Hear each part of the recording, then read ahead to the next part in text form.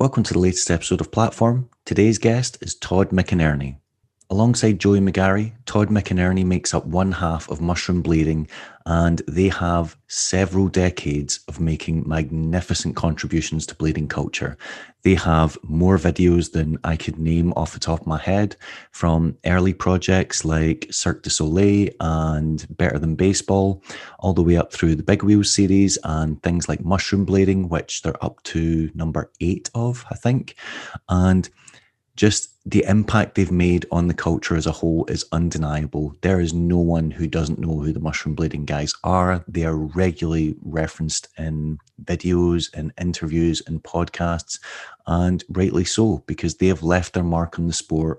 And I genuinely believe that blading is better for their contributions to it. On top of that, Todd is a great skater. He used to be known to stomp a big gap back in the day. He's got some excellent wizard moves, and he has a beautiful abstract 540, which I'm going to assume was influenced by Dominic Sagona. In recent years, they've also released their own range of products. They've had a frame with K2. They had several wheels with Undercover, and they've just started their own wheel company. I'm currently riding a set of their 58mm wheels flat, and they are very good. Basically, mushroom blading just goes from strength to strength and keeps having, a positive impact on the sport. And I think we're really lucky to have two very creative, individual, forward-thinking, fiercely independent people representing us. I'm really excited to talk to Todd today. We have been planning on doing it since round about December, round about Christmas time. He actually asked to come on, so I'm glad we're finally getting round to do it. Before that, though, cue the music. The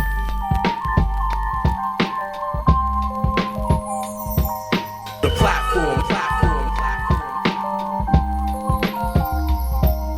The platform.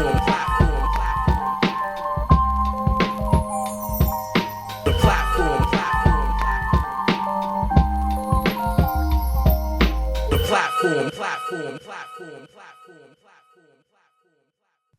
Hello. How's it going, buddy? I'm good. Have you just leaked a new product? I like the wizard cushion. When's Leon dropping that? Yeah, we're dropping cushions. That's the next thing. Yeah, pillows. That's where the real money is. I mean, okay? if you can break into the soft furnishings market, that's where we're going. Yeah, towels. That's some big money right there. Yeah. I know. It's a bigger market than rollerblading. Yeah. Rollerblading is so esoteric. We're leaning into the more mass market. Towels. I think pillows. That's the problem. Yeah, we've not been thinking big picture enough, because I know. John Julio went for the mugs. Now you guys are going for the home furnishings. Just going to take over the whole planet with this. That's Speak of the devil. Oh, no way.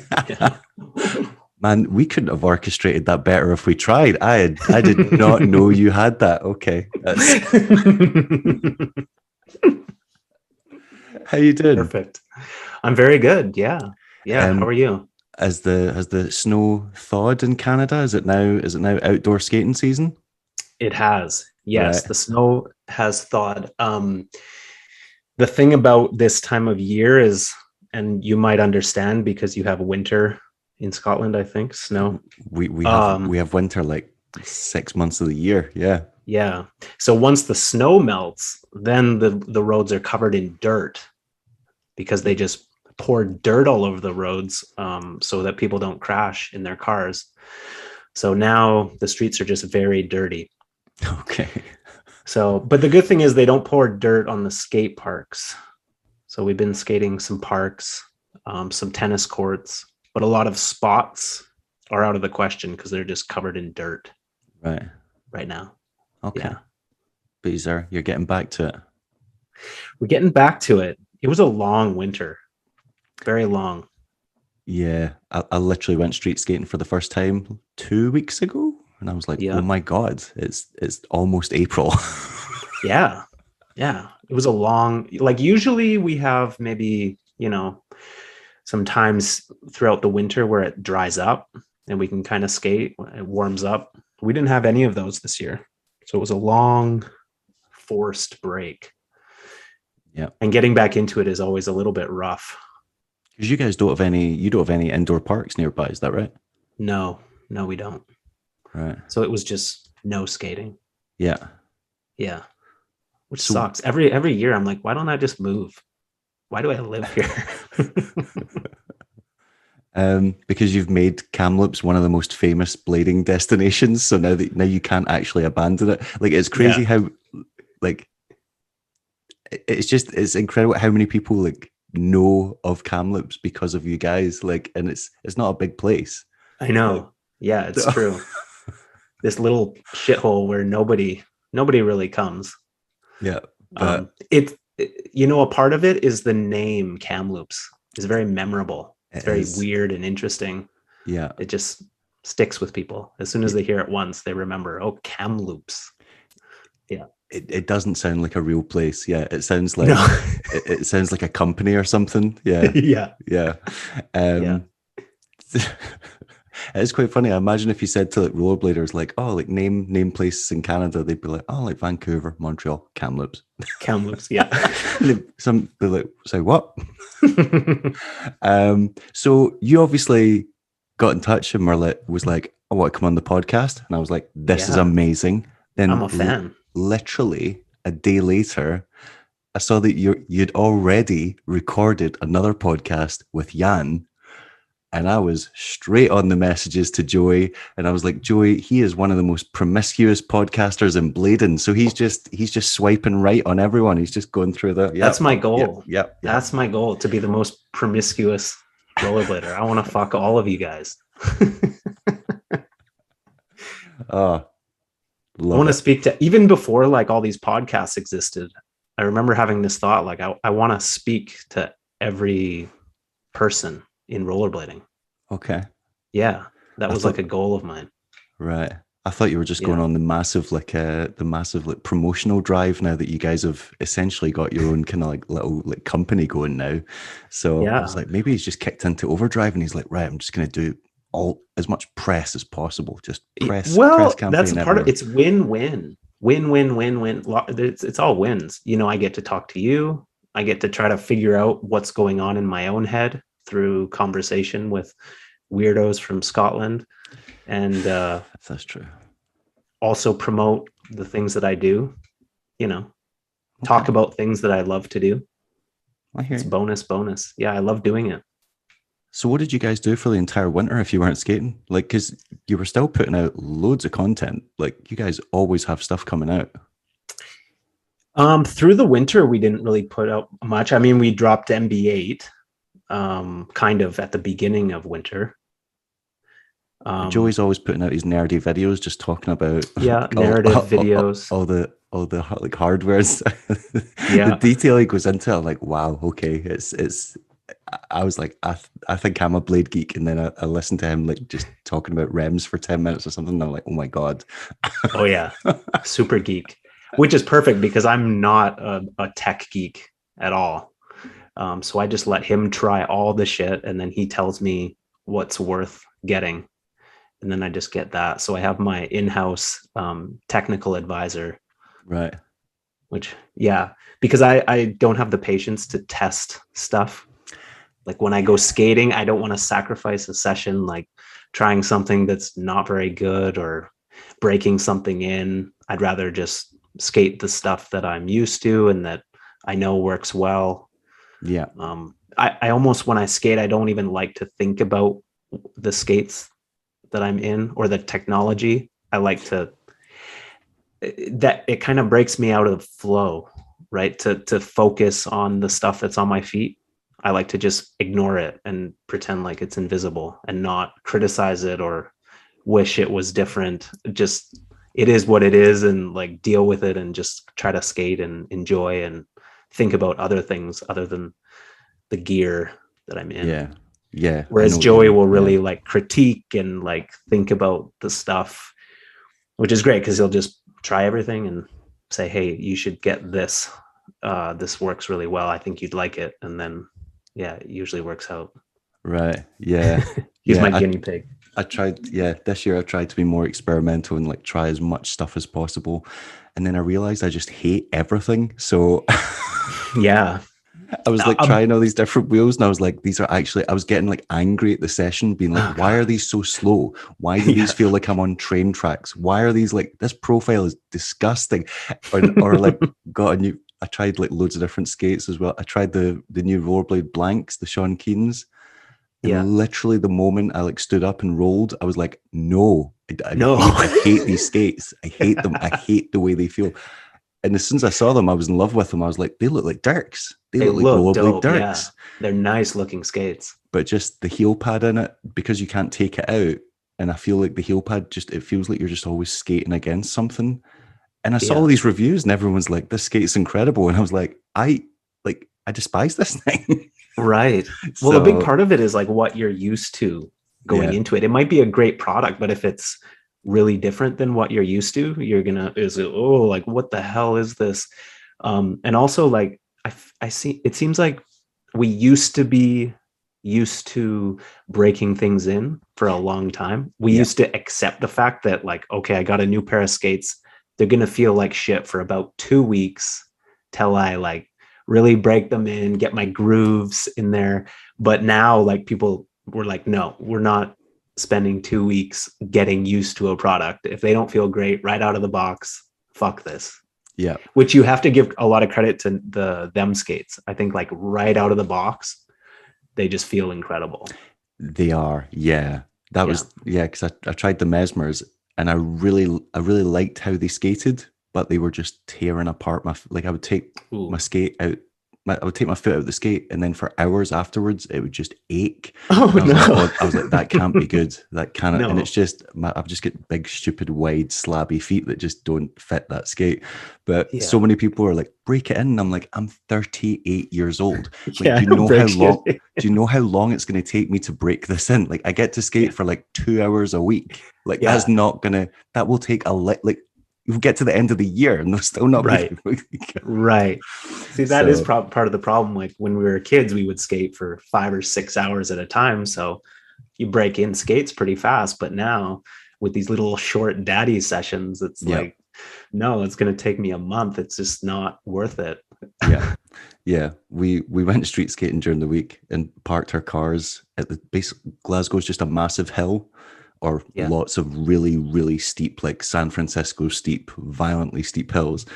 And we parked the cars like far enough out of the city where you don't have to pay for parking. And we're like, oh, we'll just skate. But so we worked our way down the hill and it was only a half an hour skate on the way back up. But by the time I got back to the car, I was like, my entire body is in agony from skating from spot to spot. I was like, I can't do this anymore.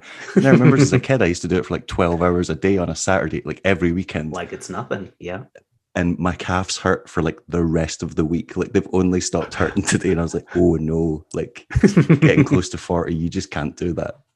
But hey, that's a good workout. Yeah. Drive to the spot, skate the spot, leave. Exactly. No going from place to place. Yeah. So things have kicked in full gear. So that means, so what's the plans for the year with you guys? What are you, because obviously you're going to do more video projects. We definitely are. Yeah.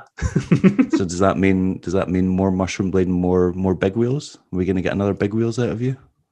That's a good, no, I don't think we'll do another big wheels. Okay. We're going to do a lot of product placements in big and small wheels. Right. It's interesting. Like when we made big wheels, that was a really novel concept, like to film tricks in bigger wheels. Nobody had done that. So it was high novelty. And I think now we're more like maybe trying to merge things. Maybe that's the direction we're going. Maybe we don't like, and when I say merge, I just mean try to merge the wizard stuff with aggressive, try to make it all one thing as opposed to two separate things. I still think that's the future. There's just some technical difficulties that everyone is experiencing, having bigger wheels and smaller grind spaces. But I think we're moving towards the center. We're becoming more centrist in our inline skating. maybe. People have taken it on and proven it is Colin Kelso is. Oh yeah, I saw him on the Wizards, and I was like, yeah, that makes like Dominic Sagonis someone as well that you'd think it would make sense for you to get into Wizards. Like you were already doing those kind of movements, big time. Yeah, so it wouldn't be that much of a leap. But yeah, now you can see him like already when they did the like latest Instagram thing, I was like, that looks a lot like wizard movements that you're doing into and out of grinds and stuff like that. And definitely. Sean Keane as well. And I don't know if you've seen the new Muzzle video. Yeah, I have. With I loved it. Marius's brother, really Fabian. He was Yeah. wizarding the hell out of like he was doing like a what are they called? Tornadoes or just what's the thing called? We cross your legs and like pivot on them. Like pivot points. There was a lot of like wizard movements into grinds, like toe pivots and Sean, it was very I appreciated the wizard influence in that video. The merging, you're right. Yeah, the merging of wizard movements and aggressive. I was a big fan of that video. So I think we're very much like, I don't even think it's like that's going to be the future. I think that is it now, and it's just you might be right. You are right. People are really like doing interesting things just on aggressive skates, but I still think there's room to evolve with bigger wheels. I think like a lot of the things that people are doing would be even smoother and cleaner and more futuristic if the wheels were maybe a little bit bigger. Right. Yeah. Plus, it wouldn't hurt. But sorry, I shouldn't say like more futuristic. I appreciate the advantage of smaller wheels. Like you see it with Colin Kelso, a lot of his recent skating. He's doing things with the smaller wheels that are incredible and very futuristic. There's a lane that is unexplored with bigger wheels merging with grinds. Yeah.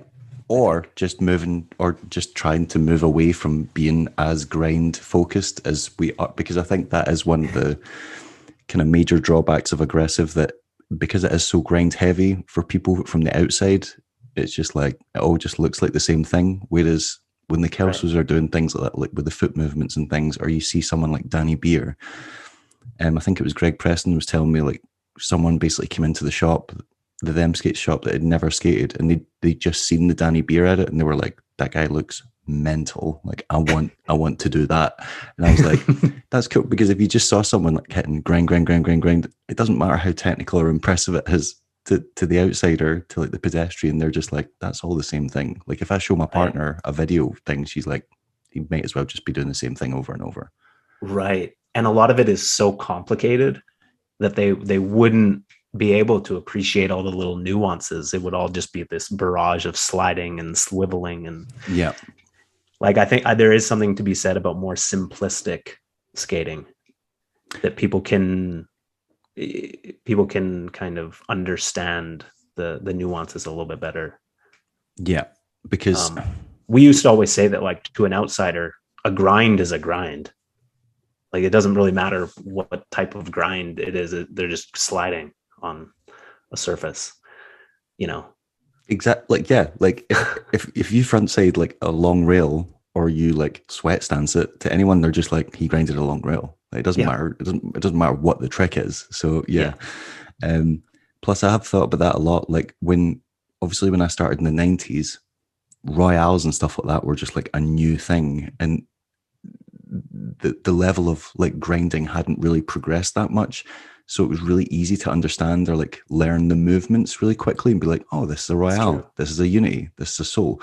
Whereas because it's moved on so much and like people are so technical, I think for someone coming into the sport now, it would be really overwhelming to just understand the huge vocabulary of tricks. Totally. Like you're like, wait, what? So like, what's a macchio? And like, what's a fish brain? And like, wait, what? And what true spin? What? And alley oop? And like, and then just coming up with all this. Whereas when I started, the tricks were still being developed. So like I was like, oh, people are like jumping on, like, oh, that's an alley-oop. So when you're going like the other, right, okay. The And then other true way, spins come yeah. in. It's like, oh, like you don't look at the obstacle first, right? And so like you were learning as the sport was like developing it, whereas now it's like, it's almost, I don't want to say a finished article, but it's just become like this such like massive created thing that we've developed over like the last 30 or 40 years now, that it's just a lot to unpack for someone that first picks up a pair of skates. Yeah. I mean, it's amazing that all those options are there, but in a way it can be overwhelming. It can be too much, even for people who are savvy and who have been doing it for a long time. Like the complexity of it sometimes can almost take away from the simple joy of it. Yeah. I mean, just putting on skates and just rolling is incredible. But I don't think a lot of people truly appreciate it because they're so hyper focused on like, what am I going to do today that's like new and novel and something that nobody has ever done, or I want to try this extremely complex move that I saw on Instagram. And that stuff is great, but it's important to sometimes just go to the super basic and just really appreciate just having skates on and just rolling and just feeling that meditative feeling, remember that. It's really interesting that you say that when you're such a big advocate for wizard skating, which is one of the most complicated, technical, and difficult to unpack things I have ever, like I've been obsessively watching those videos for about a year now. And you literally cannot someone like, I don't know, Leon or Stuart Bratty, like I watched their movement and I'm like, cool, I'm going to need to watch this like 15 times just to understand how their feet are moving like that. And then I'm like, now I'm going to need to play it in slow-mo or I'm never going to actually understand how to even attempt it myself. And yeah, like if anything, I would say like wizard skating's like even more like hard to break through than aggressive is, because at least with aggressive you're like, all right, there's like I think aggressive skating's a lot easier than wizard skating. It can be more simple to understand, but even like the thing about wizard skating is you don't have to do any moves or tricks to really appreciate, like just rolling in wizard frames just feels so good. And I would recommend to anyone who's like new to it not to get focused on the tricks, trying to learn the movements, just put them on and just really appreciate the feeling of rolling in them. And then slowly, like things will naturally happen where you want to expand what you're doing. But just rolling in like big wheels, just the coast, like the little effort that you have to put in just to keep that momentum is just incredible. I mean, I agree with you in principle, but the problem is, as soon as you see one of those, you're like, that looks incredible. I want to do that. How does he do that? How does he spin fakie 360 on one skate? The skate's not leaving the ground. How is he spinning on why is he not catching and falling on his face? Like, I don't. And I feel the same way when I watch like Leon. I've been there where I've been sitting there scrubbing through one of Leon or Stu's edits, just like watching the same trick over and over. Like, how did he do that? What is he doing? And there's almost this like discomfort that goes along with that, this anxiety that's like, I'm trying to figure out this thing. And I don't know, it's when I'm in a place where I'm really enjoying a skate video, it doesn't matter as much the technical moves. There's just this really good feeling that accompanies the video. You know what I mean? Yeah. As opposed to obsessing over like the tricks that the people are doing and trying to imagine yourself doing it. And I don't know. It's a mistake to compare yourself too much. I think like the best sessions are when you're just doing you're just doing the things that you appreciate about skating. Maybe you're pushing beyond your boundaries like 4%, nothing too much. And you're not trying to be Colin Kelso. And I say this and usually I'm just trying to be somebody else, and I'm very critical of my skating. So like I'm preaching to myself a little bit, like you need to just appreciate the simple things. I mean, that's a very admirable view to take, but yeah, in practice, Because what are we trying to do? What are we trying to do when we go skate? We're trying to like get into a flow state. We're trying to get into a state. Like we've all had those sessions where we just like, we feel high afterwards, right? Yeah. Where like the world disappears and we're just so absorbed in what we're doing. And we're all kind of chasing that ideal session. It doesn't happen all the time. It definitely doesn't. Sometimes you go out and it's painful. It's not very fun. You know, yeah. That's the reality. But I think we're all trying to chase that flow state. And there's things that like distract you or prevent you from getting into that flow state. And comparing yourself to other people is one of them. Trying to be somebody you're not is one of them. Being overly critical of yourself. Yeah. Speak for yourself. I've been trying to be champion bum stimmler ever since I was like 14 years old. So I'm pretty close, I think now. I think after like 25 years of rollerblading, I think I might be close. You're getting there. I think you're better than champion. I don't know. My knees could not take any of the impacts that he did. He would literally just jump off. Oh my god! The top of vert ramps. Yeah, that was vert ramps. That was insane. I remember seeing that and being like, I don't understand how the human body can absorb that. Why? Yeah. Why does something not snap? Wow. Yeah, that was incredible. Over the guardrail. And that was on old USDs, which were heavy and fell apart. So Jesus. I was like, I don't understand how the technology is. It's like, my friend can't keep a cuff bolt in for an entire session, but you can throw it off the top of a vert ramp. That doesn't make sense to me. Yeah, I'm happy that that trend is over. Yeah, that was jumping terrifying. off of really high things to flat. Yeah, to flat. I could see if it was into a ramp. Yeah, rollerblading went through. That was just like I think that was probably like my least favorite era of rollerblading, when just everything became a terrifying circus spectacle. It was like, I'm going to grind this kink rail and transfer to the other one, and if I don't make it, phone 999. And I was like, why? Or like, yeah, the first spot of the session would be a drop rail, and I'm like, how is this the first spot? I'm like, why are we doing this to ourselves? Why are we doing this? And like, people would just be like dropping like flies throughout the day, and it wouldn't be that uncommon for like half the skaters to not be skating by the end of the session because they were just getting destroyed at all these wild things. You got to prove yourself. I did prove not. Your worth. There was definitely part of this crew or not. Yeah, you jump on that drop kink. Yeah, you gotta prove your commitment to the family. That was the kind of weird time when I felt like blading went from being like an outsider thing to a very like bro sport. It felt when I started, blading felt like really punk rock and dangerous and like something that your parents wouldn't want you to do. And I was like, that's why this is appealing to me. But then it got into that, and I was like, oh, this is kind of turned into like sports, kind of like you guys have made this into. I was like, who can spin the most onto a grind? Who can spin the most off a grind? Who can grind the biggest thing? Like, and I was like, this is all getting a bit too like dick swinging contest for me. Like, yeah. It was, it was the age.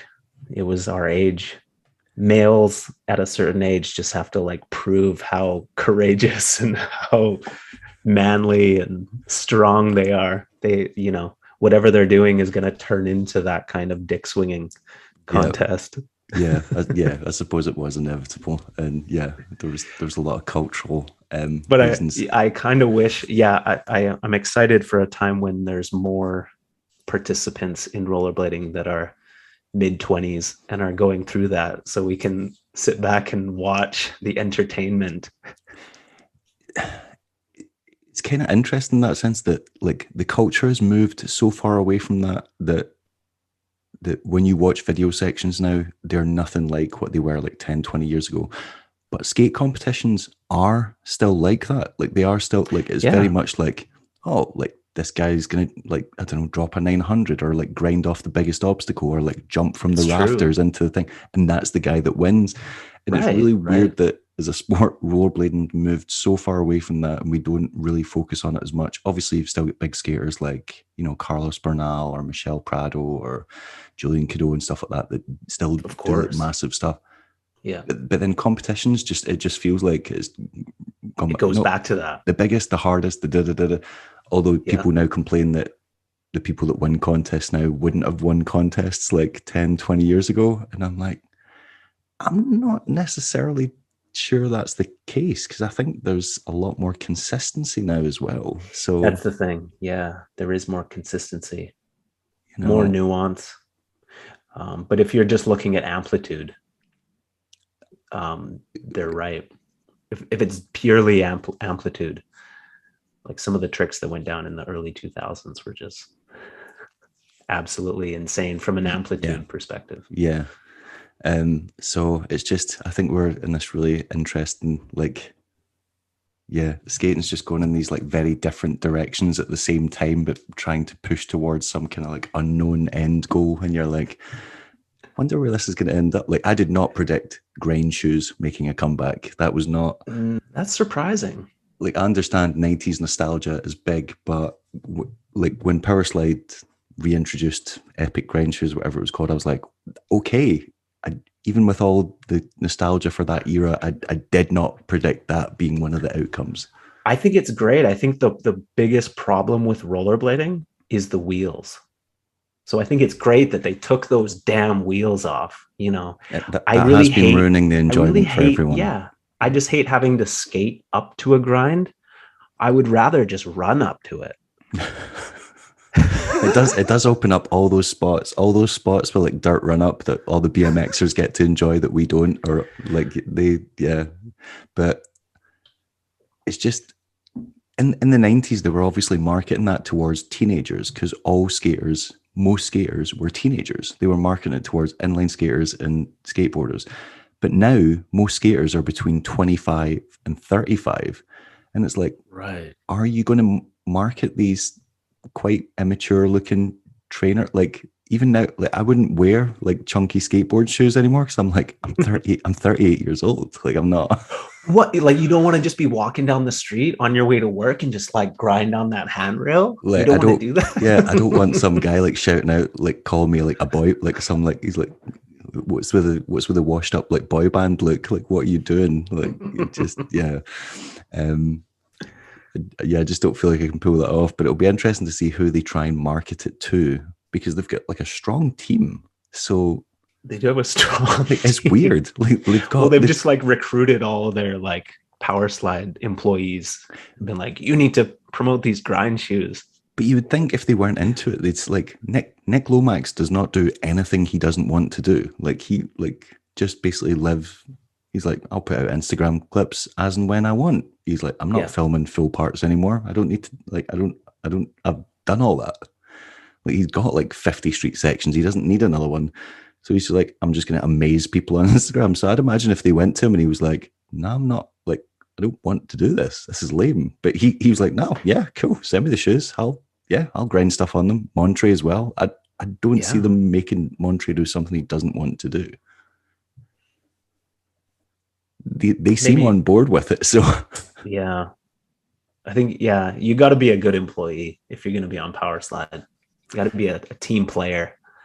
I don't know. I think they were probably like, oh, free shoes. Okay, all I have to do is grind down a rail. I don't know. Have you seen the shoes? Not up close. I think you've seen them close enough. I've seen soap shoes. I'm just imagining that they look exactly. I think soap shoes looks better. I think soap shoes definitely looks better. They had a better name for sure. Yeah. You guys worked with Powerslide. What was that like? We were always at a distance. We worked with Undercover for a while, and it was simple, just made wheels and. But I'm guessing they approached you. How did that start? I believe so. Yeah, that was a while ago. That was 2-3 years ago when we started. It made a lot of sense, because we were really doing like the big wheel stuff So we made like a 90 mil and 100 mil. Yeah, and it was a good relationship, but it ended up just being limiting because we didn't want to be just big wheel dudes. We ride all different wheels. So Did you approach I them believe about we that had and say- we had asked them. Yeah, we had right, asked them okay. about doing like a 60 mil or something, and they didn't want to. They didn't go for it. So we're like, oh, probably just be smart to just make our own wheels. We can make all the wheels. This is true. They were like, I'm really sorry you guys aren't core enough, and aggressive skaters just aren't gonna be into it. And you're like, you know what You'll I'm gonna do? see. Yeah. We'll show you.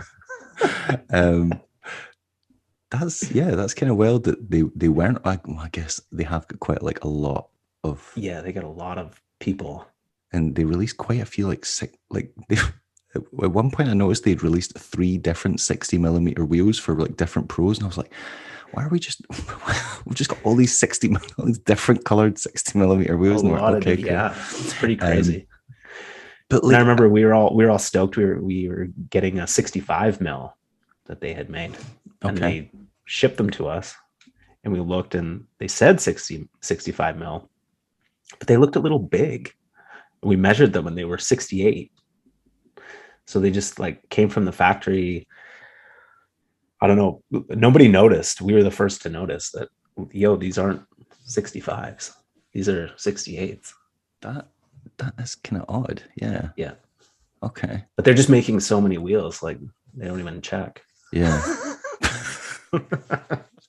Just an entire batch goes out and they're like, don't even, what size was that? I don't know.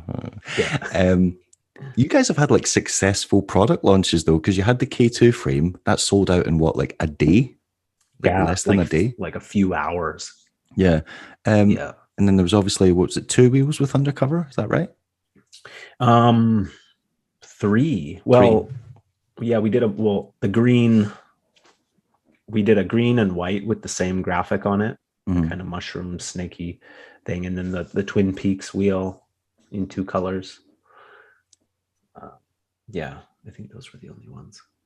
And then you guys have obviously got your own wheels out now. And from what I understand, like, didn't some of those sell out like straight up pretty soon as well? Is that right? Well, yeah, they were all sold out by the time we announced the wheel. Yeah.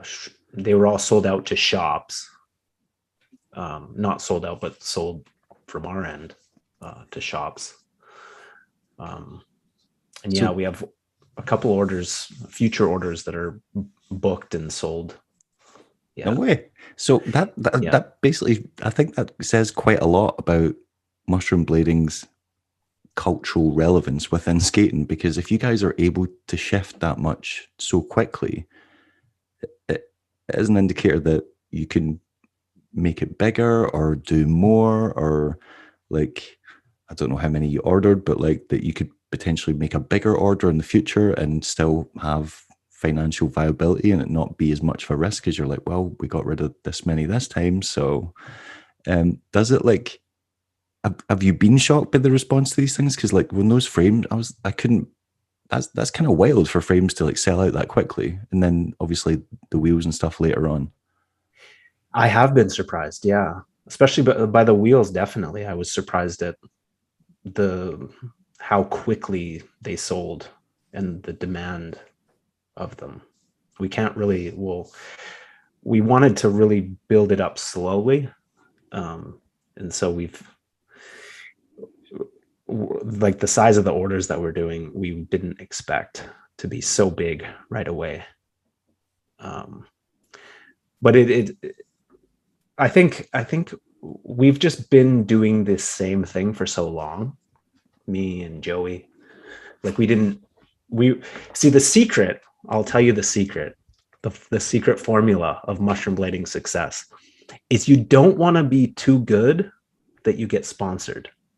If you're good enough to get sponsored, then that's going to ruin the whole thing, because you're going to start making edits for this company and start giving your like footage, and you're not, and then that company is going to die, and then all of the footage is going to be completely irrelevant and it won't mean anything. What you want to do is you want to be a little bit good, but not so good that you get sponsored, so that you can always film under your own hub with your own boys and not get pulled away on some tour with professionals and blah, blah, blah. And that's what me and Joey have done. We've just, for years, we've just been making videos. And for a long time under the name Mushroom Blading. So it was just a matter of time that the word mushroom blading has infiltrated rollerblading, and it's very just well known, and the brand story is very long, and it's embedded in rollerblading, mushroom blading. It definitely is. I would say I'm willing to argue there's not any active current aggressive skaters who do not know what mushroom blading is or have not heard of it, because like I remember, was it Cirque du Soleil? I'm sure I saw like a video review for Cirque du Soleil in Daily Bread, was it? Or Box? It was one of those magazines. Yeah. I remember it being very complimentary, just being like, these guys do not skate like anyone else. Like, this is, was it Daily Bread? I'm trying to think. The cover stuck with me because I just remember being like, my God, that cover is terrible. Like, I hate it. Like, look at that. And then I read the review and I was like, wow, how did they even get this video reviewed? Like, normally they're reviewing like England Volume or something. I was like, right, how did this even happen? I was like, man, it seems pretty positive. Yeah. And that was like the benefit of we used to mail out VHS tapes. That was the old internet. That was the YouTube. We'd make a video. We'd create like 5 VHSs and just like, okay, let's figure out what Arlo Eisenberg's address is, and then we can mail this to him. Or let's mail one to Drew Backrack. Yeah, he knows his stuff. We'll email one to him. So that was like the the early YouTube. Did you actually send videos to Arlo? Yeah. Did he ever respond or like let you know that he'd actually watched them? He did, and he gave us like a huge spark, in those early days. We sent him, I don't know if you've seen Okay Buddy, Fuck Whatever, No Seriously Though, How to Be Unpopular. It was like the video before Cirque du Soleil. I don't think so. And the whole video actually is on the Cirque du Soleil DVD. But we sent Arlo Okay Buddy, and his response was extremely exciting and motivating. He was like very complimentary of it and very stoked. And he actually wanted to distribute that video. Okay. And we turned him down. Why? We didn't think it was good enough. You're like, we don't want too many people seeing this. Like, right. Yeah. It's kind of crazy to think back on that Arlo wanted to distribute. Well, I don't know if he wanted to, but he had, connections, and he wanted to help us get it distributed. And our response was basically like, no, let us make another video. Okay. And it'll be way better. And then we'll distribute that one. And that's what Cirque du Soleil was. Right. Was the sequel, basically, which, it got distributed by Empire Distribution. I don't know if you remember Empire. Yeah, I remember Empire. And Michael Palak. That was pretty exciting just to have like a distributor, and they, had connections with Angie, and they got us an ad in Daily Bread and all that stuff. So were there any other moments of that in like the early years where you had like reached out to people in the community and they gave you feedback, or or you had any of those kind of interactions? Like who else? Yeah. Now that you ask, we sent How to Be Unpopular, going back one more video before Okay Buddy. There was How to Be Unpopular on VHS, and we sent that to Drew Backrack. Right. And he he gave us some very positive feedback. He said him and his roommate watched it all the time and they really enjoyed it. That video had a lot of hooligan, like a lot of, we were young. Shenanigans. That's the word. A lot of drinking and, destroying private property and all that kind of fun stuff. Just little asshole. We were very influenced by like CKY. Yep. Tom Green, that type of stuff. There was actually a show in Kamloops on public access before Tom Green, and it was only aired in Kamloops. It was called Euphorium Emporium. Okay. And it was a group of late teen, early 20s people. They would make like these skits and do kind of like almost Jackassy type stunts, but it was before Jackass. They would, run around the streets naked and interview random people. And it was really good. It was really funny. Right. But it's interesting that like nobody outside of Kamloops, I don't think, has ever heard of this, but it's on YouTube now. If you're interested, it's really funny. It's like from the early 90s, and it's all filmed in Kamloops. And it's really good. But that was a huge influence on us, that we wanted to incorporate like more personality into the videos. We wanted it to have humor, and so that was what How to Be Unpopular was. Did any of those guys from what did you say it was called? Euphorium Emporium? Right. Yeah. Do any of those guys still live in Kamloops, or like do you ever see any of them? Because I imagine Kamloops isn't a very big place, so you're probably like, oh, I recognize that guy. Yeah, they are still around. Okay. There's a guy in MB7. There's a guy that's riding a bike, and he blows me a kiss. Right. It's a really short scene, but he was like a little kid in this. In a few episodes of Euphorium Emporium. And we actually ran into, if you've seen MB4, I think it is, at the very beginning, there's a really weird scene with me and Joey where we're in costumes, like wigs and stuff, and we're with these other guys. And we actually stumbled up, we were skating at a university in Vancouver on a little filming mission, and we stumbled upon them. They were filming something, obviously not Euphorium Emporium, but some kind of weird skit that they were doing, like a kids show or something like that. And they're like, hey, you guys want to be in our skit? And so we joined in on their skit, and there's footage in our video that people are probably like, what the hell is this? Because me and Joey are in like wigs, and we're with these weird guys doing weird stuff. And that's what was going on there. Yeah. Right. That's pretty cool that it comes full circle at that. Like, so they influenced your videos, and then you randomly bump into them and you appear in one of theirs. Yeah. Very cool. Very cool. Like that's very much like, closing the ring on that. Yeah. That's pretty crazy. Okay. Yeah. So what are those guys doing with themselves now? Good question. I think, man, I think one of the guys is a lawyer, like one of the main guys, really smart dudes. I'm not exactly sure what some of them are. I think some of them are filming. Oh, one of them actually,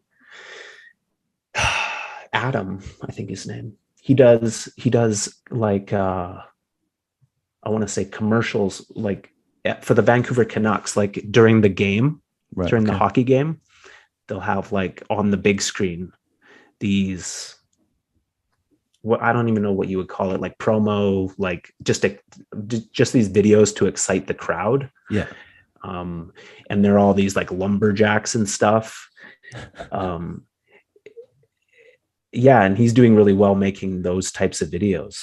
Right. Yeah. And he was actually, he worked on, what's that there's a snowboarding video game, one of the early ones.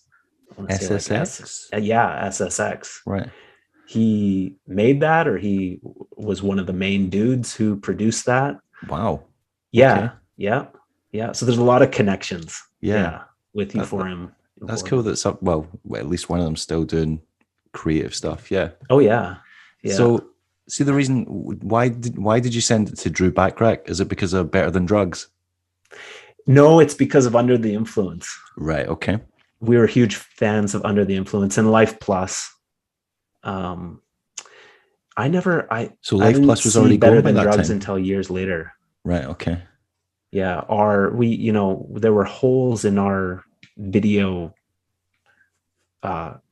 libraries in Kamloops. The only place we could get skate videos was from Vancouver. There was a shop. So if they didn't get it, we just didn't see it. So we saw Under the Influence and all the Life Plus videos. And of course, there was that really good section that they made in Battle My Crew where Drew Backrack did the alley-oop porn fakey 5 out.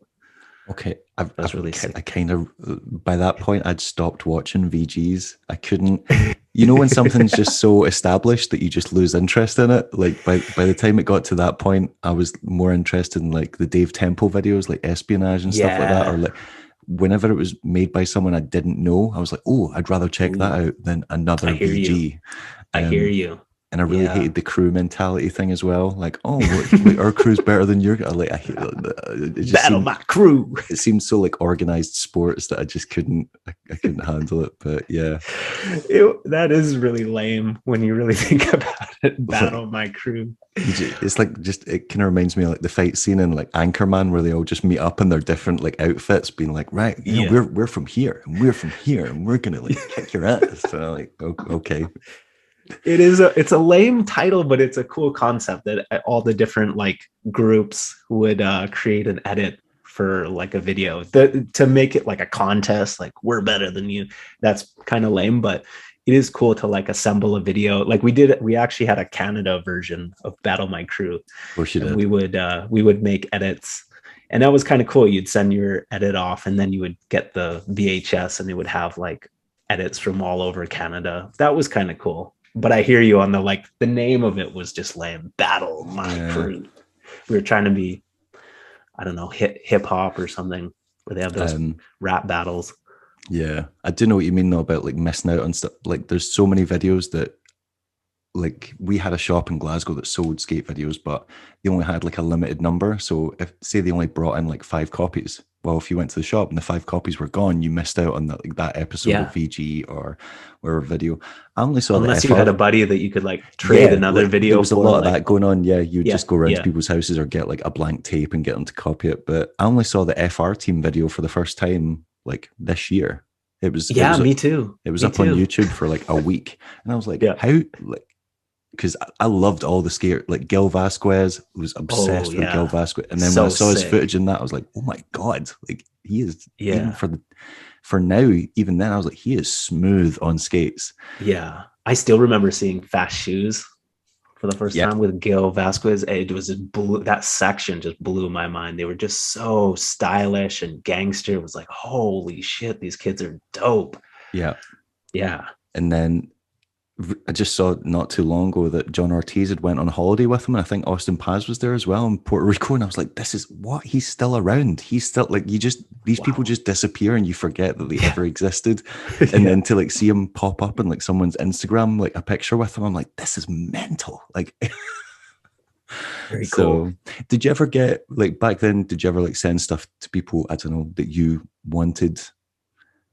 Like validation from, and they got back to you and just it was not positive at all, and you're like, shit, like that person just shat all over us. Like we sent the first mushroom blading, we sent it to Justin Eisinger.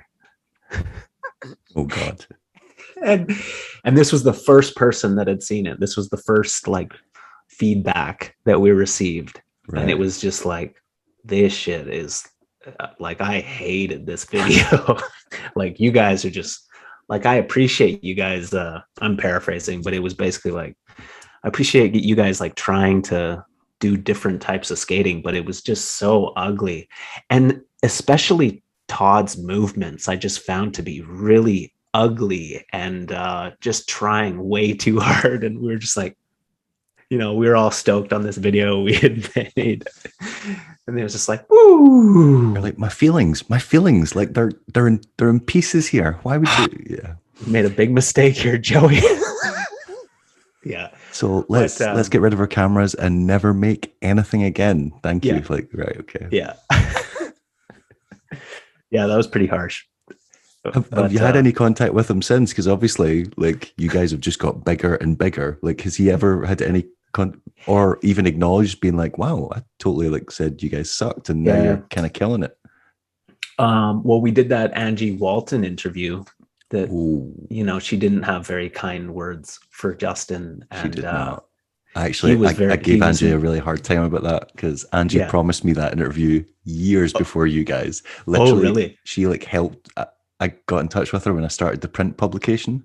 And I was wow. I was like, I need your wisdom because the whole reason I'm starting this is because of you, because the magazines that exist right now just don't do it for me. I was like, I want to make something different with teeth, with like articles that people go, right, okay, as opposed to just going, I don't know anything about this person. Then before I started reading it, and she like, she promised me the interview, totally flaked so many times, then did Jumpstreet, and I was just like straight on I was like, Angie, you owe me an apology. How dare you? She was like, yeah. She was like, you're right. She's like, I messed up. But yeah, she always didn't have good things to say about Justin. But what were you saying before I rudely interrupted? Well, yeah, we did that interview, and then Justin, you know, obviously wasn't too thrilled about it, but we offered him an opportunity to like come on our podcast and, you know, get his perspective, because we weren't there. We obviously don't know what the truth is. We can just talk to people and, you know, but I think he didn't take us up on coming on, and I don't think he's a huge fan of us. Okay. So, well, starting with, you know, MB1, his review wasn't very, you know, it wasn't 5 stars. So he reached out to you to tell you that he was unhappy about it. Was he unhappy with you guys for it? Because I find it really funny when I'll interview people and then I'll get attacked as if I did something based on what they said. And I'm like, I'm not responsible for the response. I ask the questions. I don't give the answers. So exactly, if you don't like the answers, that's not on me. Yeah, but David, you put it out. Okay. So you are, in a sense, responsible. And I think that was his mentality, was that we were purveyors of misinformation, irresponsible journalism, you know. So, you know, we said like, hey, yeah, come on our show and set the record straight. You know, if there's inaccuracies, like we will give you a platform, just like we gave Angie a platform, and he wanted nothing to do with it. So the ambiguity does work in his favor, though, because if he comes on and, you know, you're very good at curveball questions, so if he comes on and you make him look foolish, then it just you know, makes the damage so much more severe. Whereas if he stays silent, even if people talk shit about him without knowing the full story, it kind of works in their favor. It's like, I think back of examples like, you know, Nim ending and stuff like that, and there was all this like shit talking on either side, being like, oh, this is like, you know, Brian did this or John did this. But the thing is, because no one ever actually came out and clarified it, it means that the rumors can be floating around, but it doesn't actually do any real damage because nothing's ever been properly clarified. It's just rumors. Right. What we need is a rollerblading court. We need like a judge, and when there's issues, you know, we have a court of rollerblading law where the defendant and the accuser come together, and we have witnesses and we have documents, and we can prove. So like a Judge Judy for blading. Exactly. Yeah. Exactly. Like okay. You could be the judge. I feel like you look like a judge. Not impartial though. That's the problem. I'm never impartial. I always have to stick my stupid opinion in there. So yeah, that's the crux of the issue that's a there. Problem. So at what point did, like, you guys have been making stuff for so long? Like, it's literally like, I think it's got to have been 20 years more. Yeah, more. Yeah, and solid 25 years. Like, yeah, I was thinking 25, but I didn't want like me guys sound even older. Like, at what point did you start being like, whoa, this is picking up traction? Like, people are people are interested, because obviously for when you started, you just didn't care. Like, you just kept making stuff. But at some point it must have reached an audience, or was there any point where you enjoy, or like, holy crap, people are like into this? Phew. I don't think that point ever happened. I mean, it clearly did. Like, you guys have now influenced skate culture to the point where people do certain tricks, Right. and someone goes, "That's definitely taken from mushroom blading." Okay, yes. There was a point over in the last couple years where it felt like every podcast that I listened to, at some point somebody would say mushroom blading and would reference us. Yeah. And that became like this weird thing where, because for a long time I think we were known, but not in a very positive light.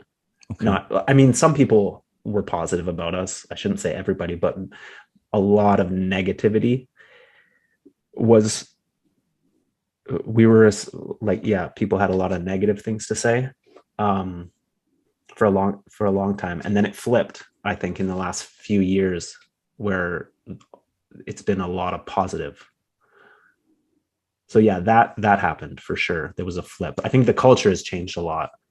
Oh yeah, definitely. Of course, like the types of skating that people are doing is much more similar to what we were doing, in those early videos that were extremely different at the time. Yeah. Yeah. But that's what I'm saying. Is it similar, or is it influenced? I would argue that it's influenced. I wouldn't say like, you're like, oh, people are skating like us now, and that's why we're like, I'm like, I would say that you guys promoted it to the point that it got big enough that more people did it, and now it's become a thing in blading, and you guys are responsible for that. That's how I've observed it over the years. Yeah. I think we influenced some people that were better at skating than us to skate a little bit like us, and then the world saw those people, and That's then what I mean. just Yeah. exploded. Yeah. Like you provided, like, the nugget of an idea to someone, and then you've got Right. someone who is an exceptional, I don't know, aggressive skater that Yeah. then starts implementing those things, and but then people see it and they're like, but that does look like something I've seen like the MB guys do, but Right. it's just now it's coming from you. So it's like, Yeah. I don't know, when you see Yeah. Sean Keen or something like that implement certain movements. So like, that's all that proves your cultural influence, like the thing that you've brought to, I hate calling it a sport, but like what you've brought to this that we do. Yeah, there is truth to that, for sure. And we all do it to a certain extent. Like, we're involved with this very interesting, like, group form of creativity where we're all, taking ideas from one another. I think what we did was just kind of open up the floodgates, like, kind of make it acceptable to experiment and do weird things. There was a long time where it just wasn't acceptable to experiment, or there was a lot of pressure, peer pressure, to skate a certain way. Yeah. It was like, and it was natural. It was just where we were at in our evolution as people and as skaters. There's that point in high school where everybody dresses the same, and it takes a lot of courage to wear something different, or to do your hair in a different way, or whatever. That's where rollerblading was at. People weren't thinking for themselves. There was the thing that you were supposed to be good at, and other things were bullshit. Like, you go to the park and there's that one big ledge that everyone skates, and if you're off in the corner skating this little manual pad, you're just a kook and nobody cares. That's what the attitude was when we went and we did like mushroom blading. So if anything, hopefully that video and those videos opened up people's minds to that, like, oh, I don't need to go skate that big crazy ledge. If I want to skate this little bump over here, I can, and it can be cool. There's so much I can do on it, It's definitely, there's always been skaters like that throughout the years, Yeah. And I've always found it really interesting that the only way it was ever respected is if you'd established yourself as a really good aggressive skater first, if you know what I mean. You gotta get that And street cred. then you were allowed to get weird and creative. But if you just Right. came in weird and creative, people were like, nah, fuck that. You don't know the rules. Like that's not how this works. Like Yeah. don't drop your experimental dream pop album if you've not actually brought out the mainstream hits first. Like Exactly. we want some drop kinks. You need to establish your worth, and then if you want to work in some heel rolls and stuff, then it's okay. It's like because Dominic Sagona came in with like, I'll grind off roofs and I'll true spin topsoil handrails, and then after a few years he's like, now I'm gonna do all the weird like pivots and like crossing the legs before jumping onto grinds and like doing all that. And people were like, God, he's so creative and good. But then someone else would come out the gates doing that, like, I don't know, Micah Yeager or something, and people would be like, oh, he's just a weirdo, like one of those like skinny rocker dudes. Like he's not like, oh, we don't like that. Like it's so true. So gotta establish your worth. Yeah. So but there is something, honestly, I think there's a benefit to having that kind of foundation in your skating, having that almost like, if you grew up doing like big gaps, big rails, big tricks, and then when you're older you move into more creative stuff, you do have a bigger like foundation of skills that you can draw from. So there is something to be said about having that base of more standard movements. Potentially, yeah. The problem with it is you almost get hooked on the attention that you get from dropping those like dope tricks. And so most people, almost like being really good at that stuff prevents you from experimenting with other moves, because you just go back to the well. You're like, oh, I know I can do this really sick, true top pouring down this kinker, and I can get, 10,000 likes on Instagram. So why would I fuck around and try to do this weird cess slide thing? Like you get hooked on that attention. Yeah, maybe. Something just popped into my head that reminded me of when you guys, was it you that interviewed Dave Lang? I can't remember whether it was you or Joey. Yeah. And then Dave just talked about how he basically like didn't respect you guys when you first came out, because he was like, nah, they're just ripping off Dustin Latimer, like pair of Canadian weirdos. I think he called Joey a bad Dustin Latimer in the comments on something. That was a really good one. It's kind of true. But his attitude obviously changed to it, or he wouldn't have came on the podcast. Like he obviously respected you guys enough to do that, because otherwise he'd be like, no, you guys are a pair of darks. I'm not going on your podcast.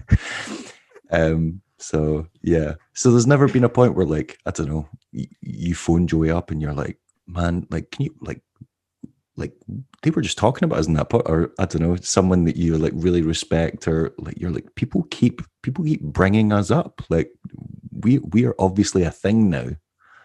Never. It just I don't believe you guys didn't talk about this. Well, honestly, like certain podcasts and stuff will send to each other like, holy shit, like, did you hear what so and so said or whatever?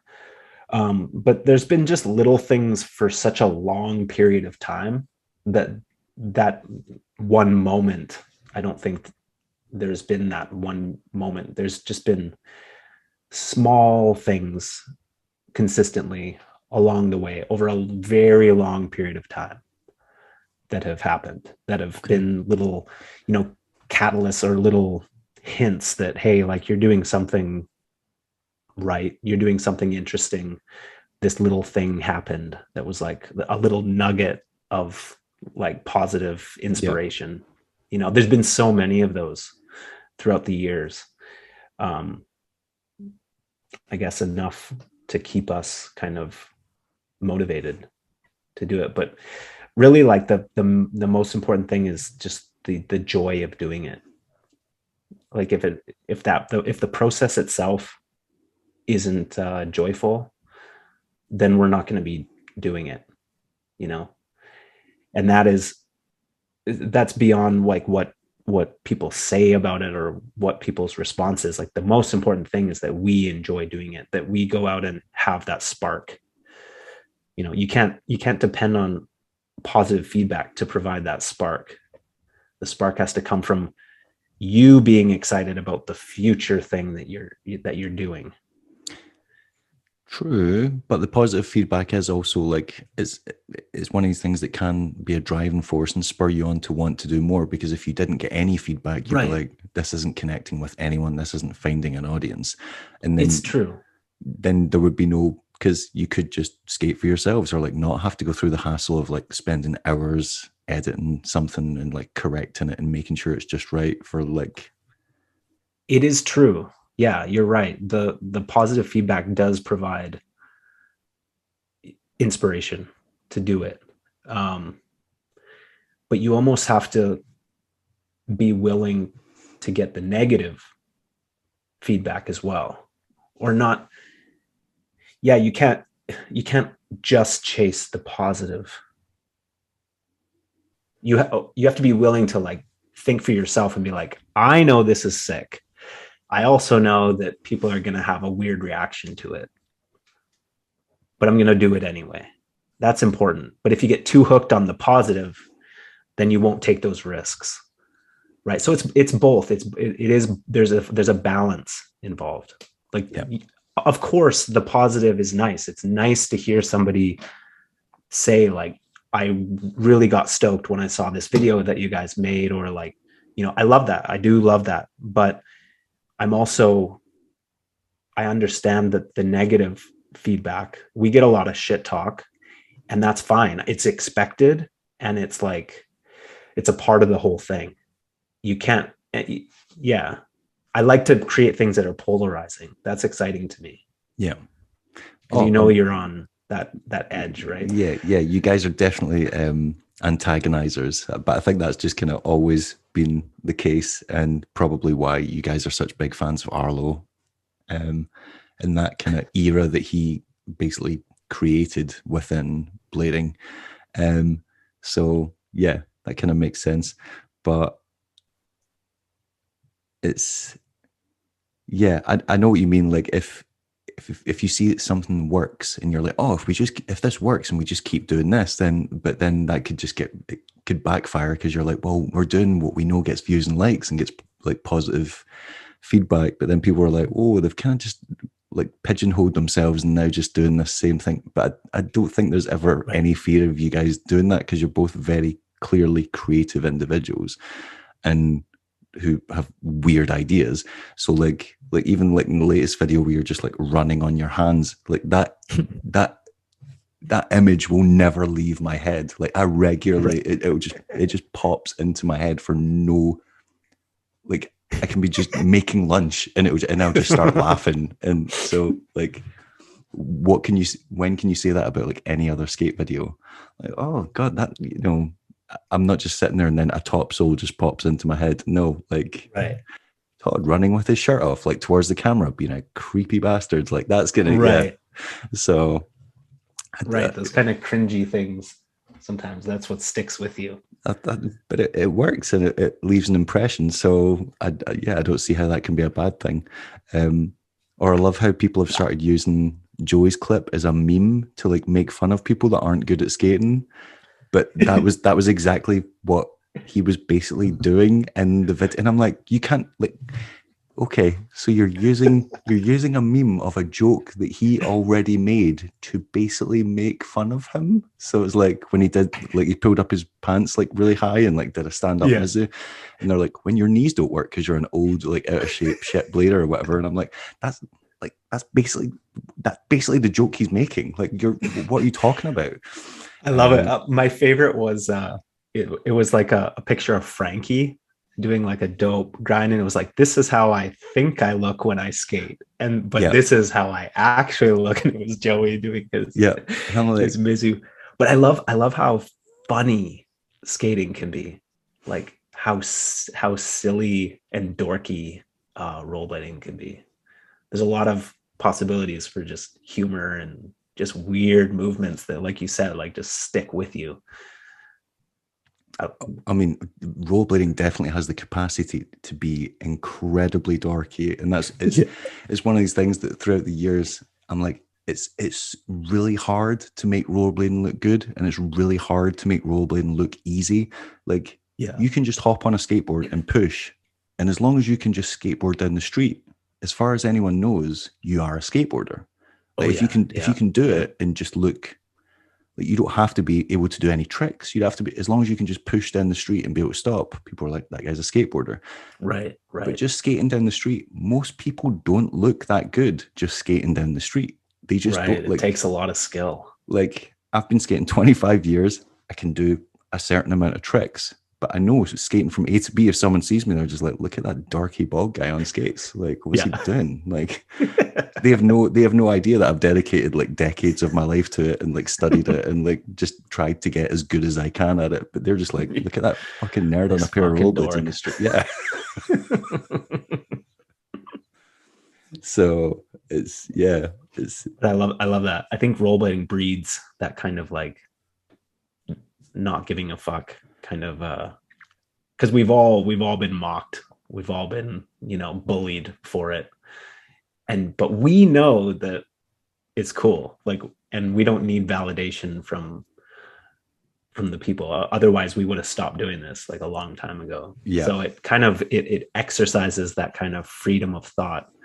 So that's a really underestimated skill in life, is the ability to think for yourself.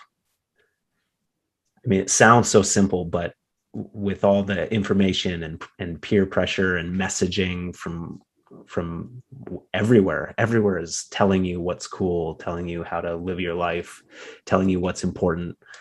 And it's very difficult to like really think for yourself and really think, what do I want in this life? What makes me happy? What do I think is cool? And I think rollerblading helps with that, doing something that the world thinks is lame, or that you went through, especially our generation, right? Because we lived through the harsh days of like the late 90s, the early 2000s, when we were really, really uncool. I mean, I've been like harassed and chased and like people hated the fact that I rollerbladed, and people, the reactions that people gave me when I said that I rollerbladed, it was just like heartbreaking. It was just like disgust, like, ugh, like, but for me to continue to do it and realize that not everyone likes this, but I think it's amazing. I don't know. It exercises that will to think for yourself. Yeah. My partner and I have talked about that before, because she's like, I love how you're so passionate about something that just no one gives a shit about. She's like, literally no one cares about rollerblading. And she was like, even when if it comes up, like if we're out for drinks or like out for dinner or whatever, we've been together for like 15 years. If it just somehow comes up, or someone's like, oh, what do you do for fun? And I'm like, oh, rollerblade. And then she's like, I love how every time you mention it to someone, you even have to explain what it is, because they're like, they're like, you role play? And I'm like, no, rollerblade. And they're like, wait, what? And I'm like just like grinding and like going to the skate park and stuff, or like slide. And they're like, oh, okay, I guess. Sure. Like, and she's like, I can just actually, the most she's like, awkward conversation. Yeah, she's like, I get frustrated for you, because you're, or like sometimes if I'm just feeling like really obnoxious, I'll be like, oh, it's like skateboarding, but on rollerblades. And they're like, wait, what? And I'll just say something just to fuck with someone's head. Yeah. I'm like, it's like Tony Hawk, but on rollerblades. Yeah, basically. Right. And they're just like, what? And she's like, I can tell you've just had enough of being asked stuff like this now. So you'll just say like the most obnoxious thing that comes to your head. And I'm like, yes, I will. Or someone says, I used to rollerblade. And I'm like, I don't care. Right. I don't care that you used to, right? I used to play football. I don't bring it up every time. Like, I don't care. Yeah. Don't tell me. Like someone spots you with like a skate brand t-shirt and they're like, oh, they still make rollerblades. Just leave me alone. I don't want to talk to you about it. Just go away. Right. But yeah, she's like, I just love how much it's exhausting. She's like, I love how much you care about it, that like you're just so like protective of it, that if someone tries to engage with you about it and like that in a way that you find like undermining, that you just won't have it.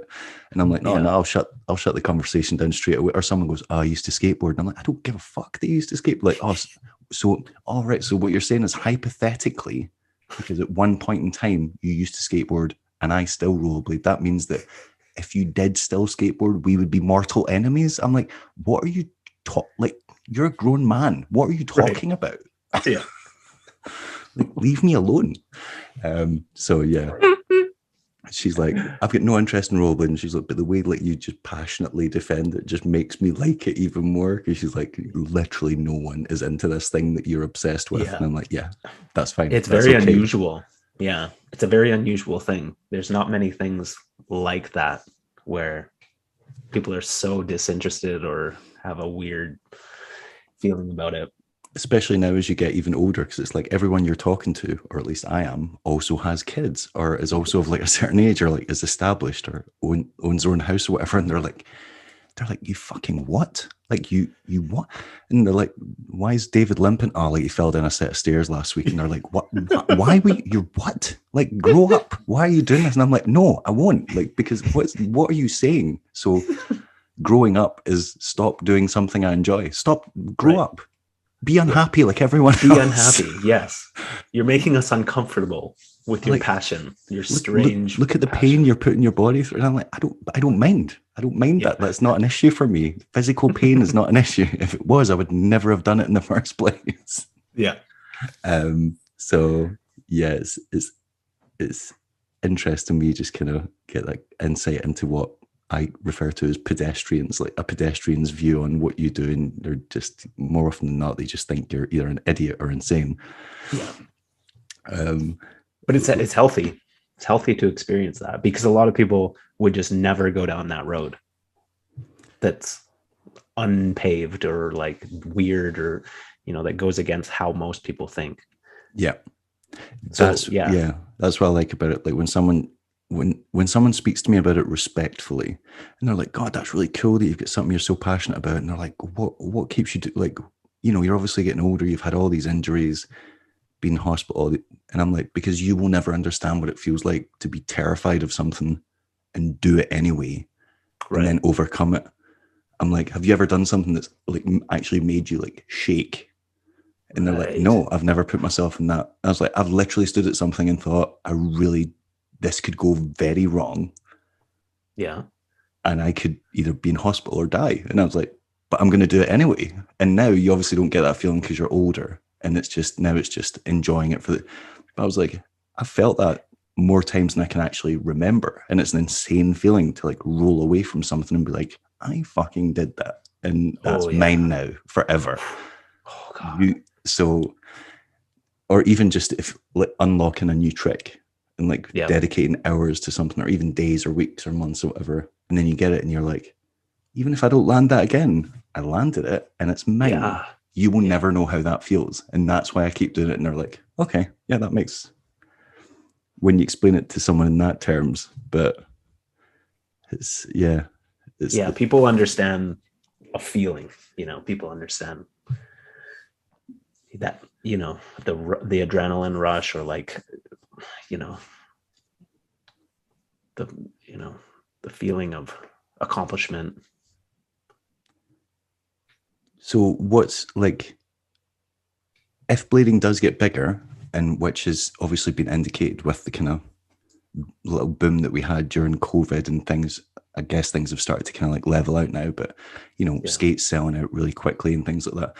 Is that something you would like to see, or would you prefer it to be the way that it is, still this like niche little weird thing that's like more personal or more yours, if you know what I mean? Like that's a good question. Which outcome would you like to see?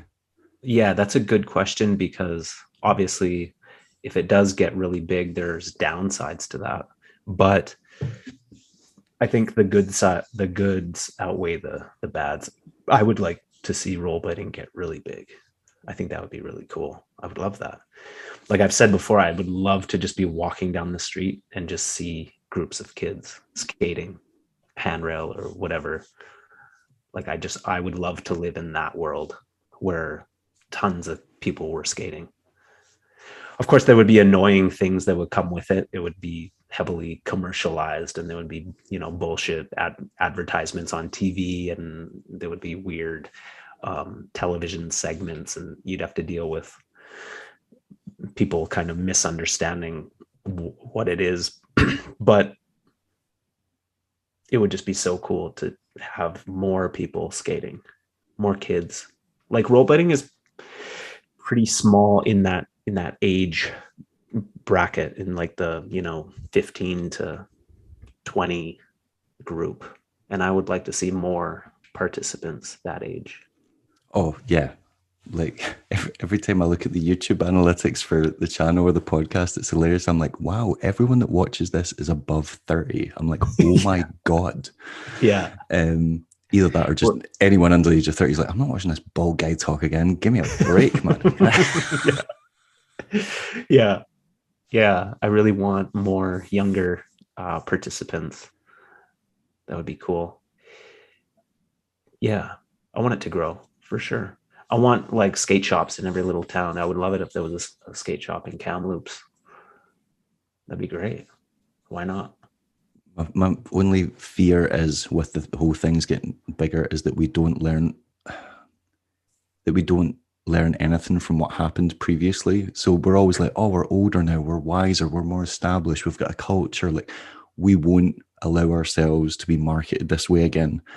And I'm like, yeah, but for every person with conviction and morals and like standards that they set themselves, there's 1,000 people behind them that just want to get paid. It's true. So it's like, we would actually like you to like wear the clown outfit and just do a grind on this ramp really quick while we advertise like Fanta. And they're like, yeah, okay, I'll do it. Yep, $5,000. Yeah, I'll do that. And there will be a lot of stuff like that. If it gets bigger, there's going to be a lot of like weird situations with some lady with a clipboard that's telling you like what move to do. Well, I mean, not you, but someone will be victim to that. There'll be a lot of victims of industry as wherever there's a big industry, there's a lot of people that are just there for the money, and it's not fun at all, and they kind of miss the point. Yeah. Of course, you see that in skateboarding, but it's up to the individual to find, their truth within that. And there'll be, it would be great if there was more opportunities for people, and opportunities are just that. You can take them or leave them. If it's not for you, then walk away. But there will be a victim to that opportunity. There'll be some cash involved, and they'll end up, soulless, dead on the inside. I get, ever since I started the podcast, just because of who we had on at the start, or like who wanted to come on at the start, and because they all had very similar stories about razors, it became this, this is just the podcast people come on to like make fun of razors. And I'm like, but if you think about it, it didn't have a negative effect on the brand, and nothing changed because most people just didn't care. Now, obviously there's two sides to the story, and razors might have their own version of events that could make the skater look bad. I don't know what happened there. I'm just taking someone on their word and giving them the benefit of the doubt.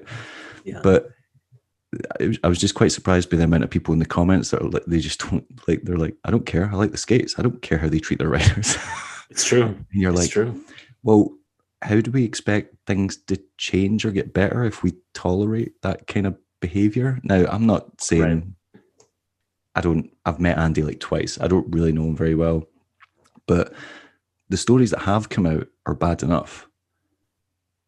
What about the stories that haven't come out, or the people, like I've heard of worse ones that people just don't want to publicly voice. Like I've heard ones of like people being like, I was literally an employee and I didn't get paid. Like not a skater. Jeez. I was an employee.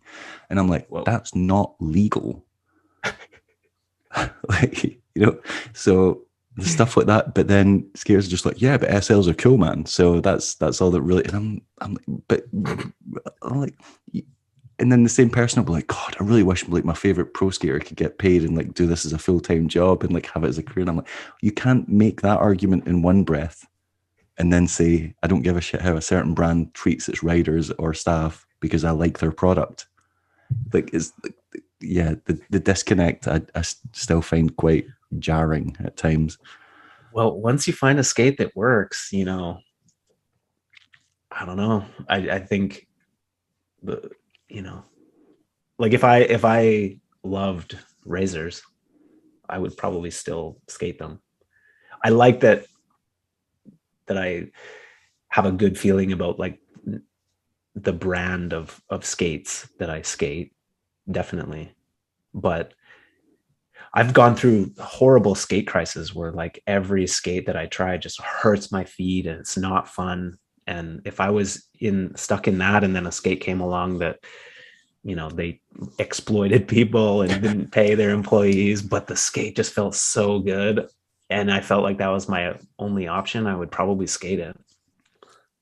It's interesting. It's like, where do you draw the line? It's like, well, what if I can no longer do the activity I enjoy in comfort? Then what's the point? Yeah, right. Because I would say we even noticed it's not like a skateboard where like they all pretty much feel the same. So you can just pick the brand that you connect with the most and who has the vision for the future. Like skates are a very intimate thing. Yeah. And if they don't work, it's not a good feeling. It's not fun to skate in skates that don't fit your foot, or, it's intimate. Yeah. Like a skate can be great, but if, what if you have a wide foot or something, which I do, like certain skates just aren't going to feel as good, even though they might work really well for someone else. Oh, definitely. Yeah, absolutely. And I do also think with the same token, if razors weren't in skating anymore, it would have such a devastatingly negative impact on the sport. It would be unreal, because there's people that will literally only skate that skate. Just like with Salomon, like there was people that were like, I will only skate Salomon. And when Salomon stopped making aggressive skates, they're like, well, I'm done. Like, it's true. If they're not making my skate anymore, the only skate I like, I'm not fucking skating anymore. There's no point. There's a lot of people like that with razors. Yeah. So you would, as much as I would like things to change at the company or how they treat people, I definitely wouldn't like to see them gone, because I think the negative impact it would have on blading would be unbelievable. Right. It's true. It is true. It's it's a weird situation. But you don't care because you're all about them skates and John Hillier, so you don't give a shit what razors do, so it's fine. Well, yeah, it's unfortunate, but again, there's opportunities that people can take or leave. They can walk away from that. Like, I'm not justifying any of the things that have happened, but there's that story in every industry, where there's the companies that don't treat their employees fairly or whatever, and people are free to leave and do something else. In most cases, obviously there's certain cases where people don't have those options, and that's really sad. That's horrible. But for the most part, companies are really fucking themselves, because it's hard to find people in most places. It's hard to find good employees. So if you're not treating your employees well, then your employees are going to go next door and work where it's better conditions and where they're treated better. That's just kind of the way in most situations. Obviously, So obviously, like, you're big advocates for like them skates and stuff like that, and I know that you're a big fan of Leon and like what he's doing with Wizard. What other brands or movements within skating are you guys like, oh yeah, this gets me excited, or I want to support that, or I want to see that succeed and do well and grow? Like, what other things do you see as positive influences in the sport? Yeah, I think we both really like the Wish frames. Okay. That's a really nice product. I actually really liked the flat frames, Anthony Poitier's frame. Surprising, like I found them surprisingly amazing for grinds. I really enjoyed them. Obviously, they're fast, and so I really like those. I haven't skated them this year yet, but they're an amazing park frame. Great product. Okay. What else do I like?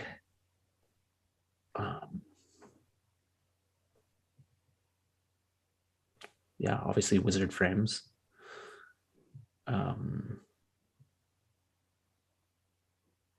You're like, damn it, I'm drawing a blank here. You've ruined me. A little Why bit. did you? I hate it when people A little bit. I know there's companies that excite me. Obviously, I love the Mesmer video. I loved the team. I love all the branding that they're doing.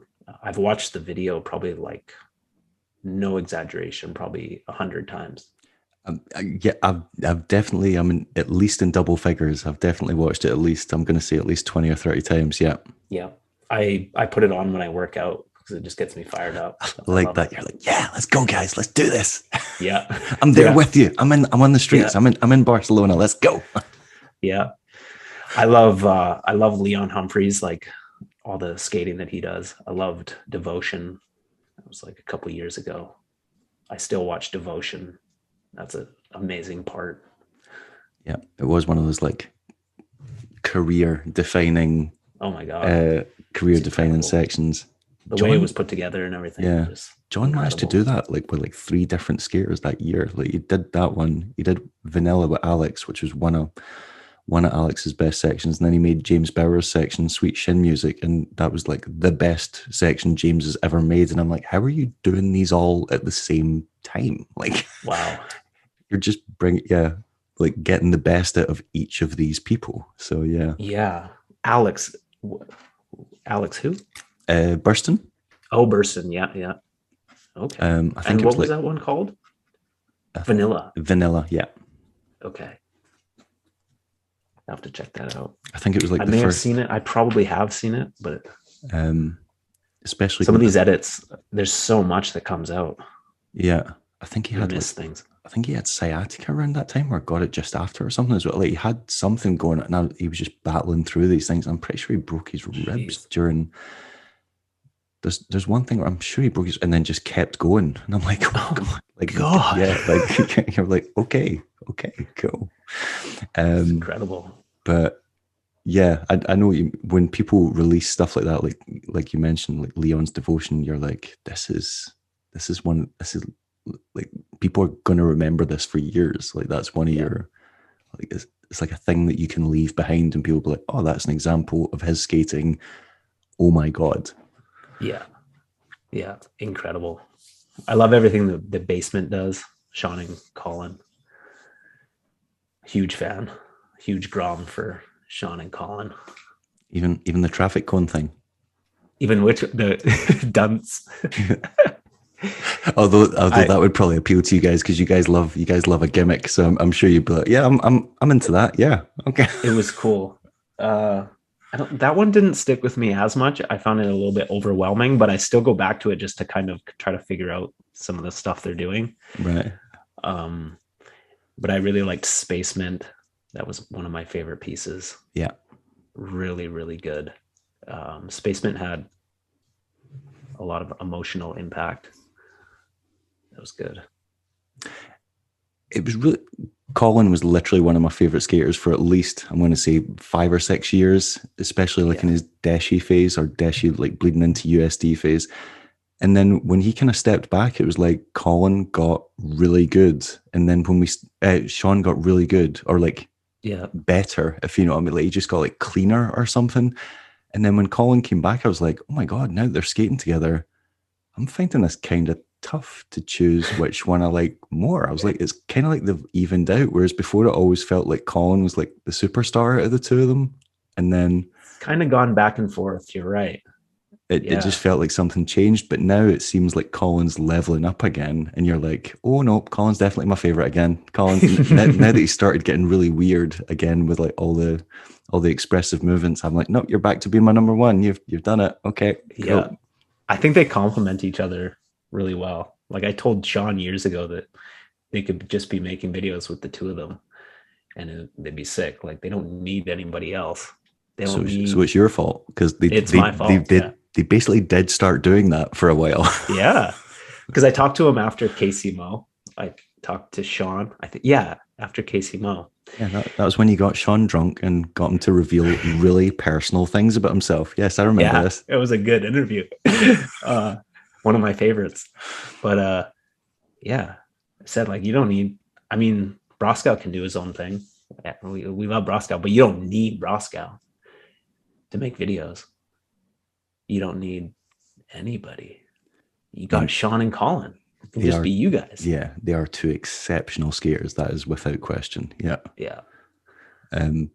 They've got to have an unbelievable amount of MBDs between them. Like just the stuff that I've seen them doing, I'm like, I've never seen, or the stuff they've done, I'm like, I've never seen anyone do that since. Like, it's not even like you opened the floodgates, now other people are going to use that. No, I've just never seen other people do those tricks. It's true. Just incredible. Incredible. That does raise a good point though. Like what? So there's certain interviews that you've done that will just never leave me. Like I mentioned, I think it must have been Joey. I mentioned it too. Like when you did the Julian Ba interview, you started joking that you wanted to like. So he talked about the incident with Coco, and then you said that if you started a skate team, you would only sponsor people that had been involved with like domestic violence, basically, or like and I was like, oh my god, this is. See, that's why you shouldn't drink heavily and do podcasts. So you're blaming alcohol on that. I am blaming alcohol because your wife walked in the middle of that conversation, and you're basically saying that you would actively encourage sponsored skaters to like beat up their girlfriends, and then your girlfriend's in the back of the room like, what are you talking about? And I was like, I've made a lot of parody or irony to quite an extreme place. Okay. I think I'm open-minded to a fault, and I think a lot of those early podcasts are a reflection of my open-minded / stupidity, and being really intoxicated as well doesn't help. Okay. I feel like that did help. I feel like that's what made it what it was, because I do think if someone heard that conversation out of context, they'd be like, wow, these guys are a pair of assholes.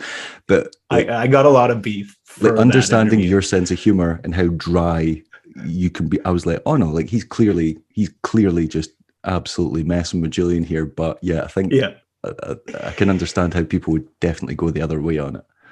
I like to say things really seriously that are, I'm just fucking around, but I say it like with a straight face. Yeah. That's really fun, but it gets me into trouble. It really gets me into trouble because people don't always understand it. Have there been other instances of that where people have just like, I don't know, tried to hang you out to dry, or been like, no, let's get the pitchforks out. Let's cancel these guys. Like they've gone too far. I think the Julian Ball one was the worst. I think that was the worst. I mean, that's an incredibly sensitive topic to start cracking jokes about. Yeah. Yeah. Luckily, it was like 12 years ago. It was a different time. Yeah. People aren't quite as uptight as they are now. But definitely not my best moment. Just the timing of your partner walking into the room when you're having that discussion, I was like, it's like, you can't write this. Yeah. Who else have been like your like favorite people that you've had on the podcast? People that have, I don't know, like genuinely surprised you. Not like people you were like, oh God, I imagine you guys were desperate to get Arlo on, and when you did, you were like, this is great. We've got Arlo. Yeah, that one was great.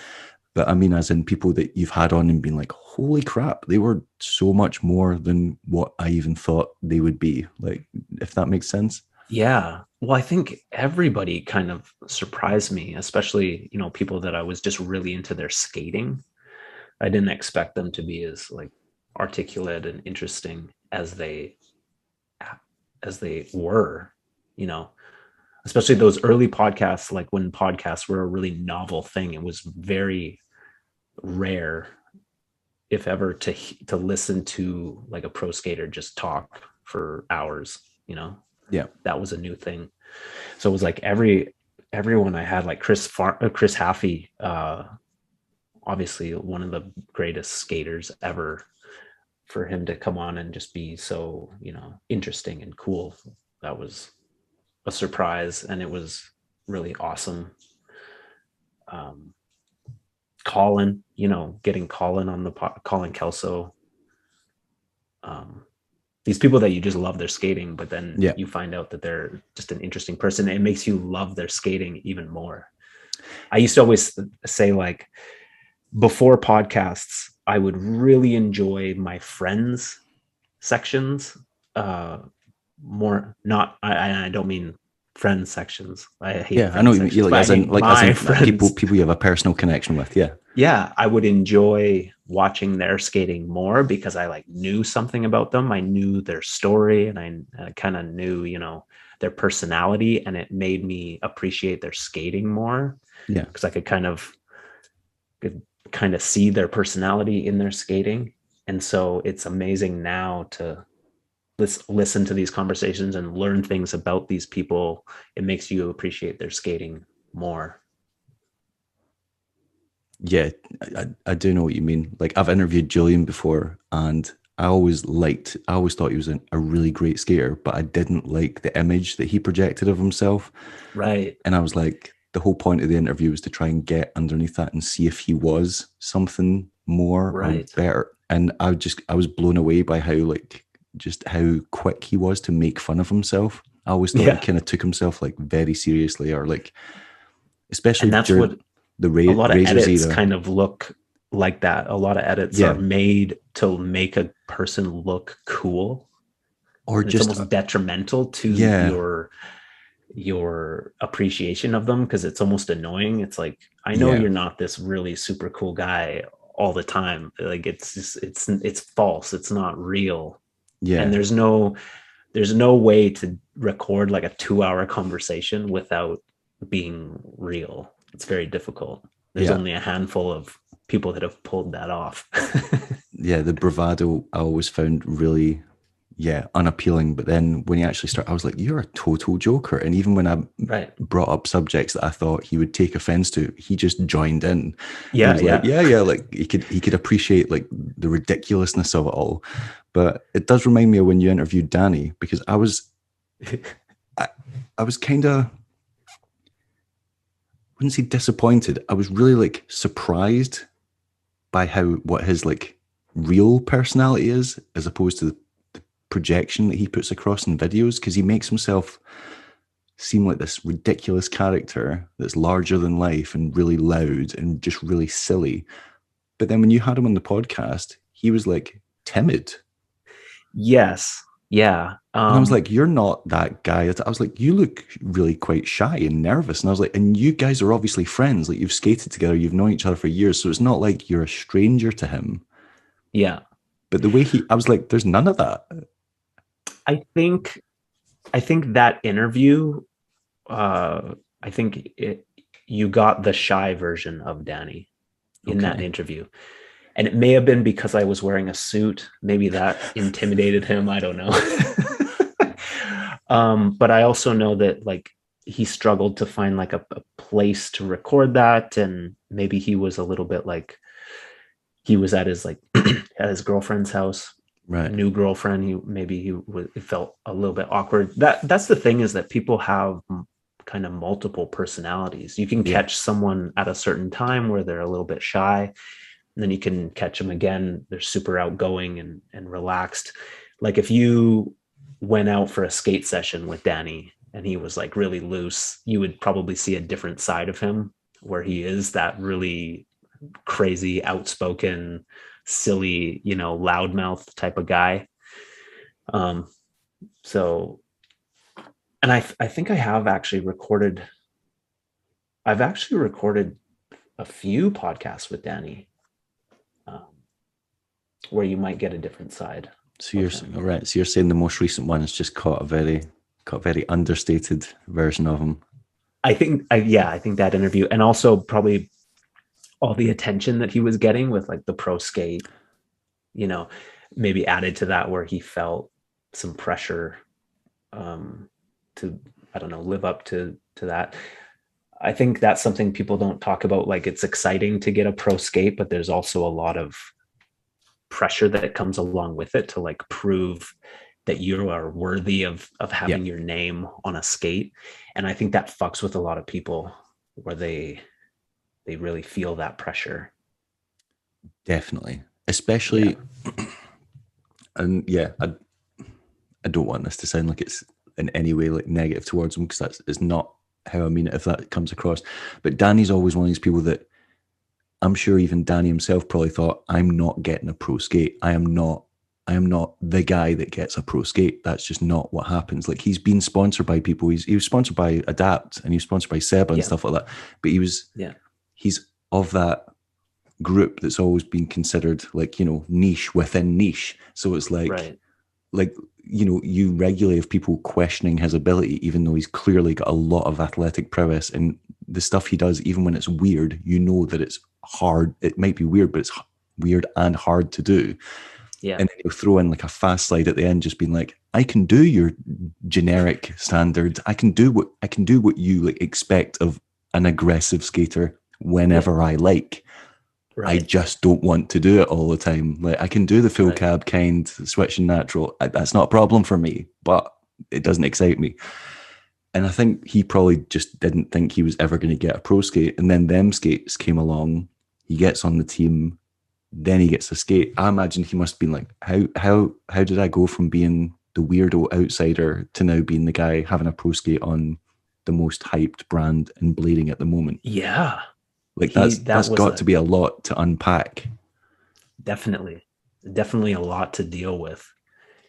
And it was extremely exciting for me that he got a pro skate. I think it was like a big statement in skating that he was kind of like the man of the hour.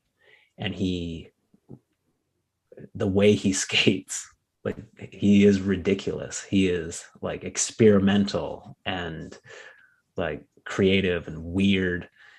I was so fucking stoked that he was the guy. You know, that said a lot. Like Julio. Yeah. Like, I think that's why me and Joey are so, like, we love them so much. It's a part of the reason is because, like, Julio chose those people, and it was like, wow, that says a lot, and that's really cool. Because that was a risk. He definitely took a risk with putting beer on a skate. Yeah. And I think that's so important in skating, to have people that are willing to take those risks, willing to like sponsor those oddball characters. I think the risk paid off. It was brilliant, definitely. But it was and something that the promo like, a lot of people wouldn't have done. Yeah, the promo got a lot of views as well. Yeah. And it's something that would really appeal to everybody. Yeah. Like, even if you're not interested in doing the activity, if you watch that Danny Beer section, you're gonna be like, holy shit, this guy's crazy. Like, this is weird. You're gonna have a reaction to it for sure. So it's smart. It's just so smart to, like, it's good marketing, right? It's memorable. It's as opposed to just having the guy who's really good. Yeah. Very smart.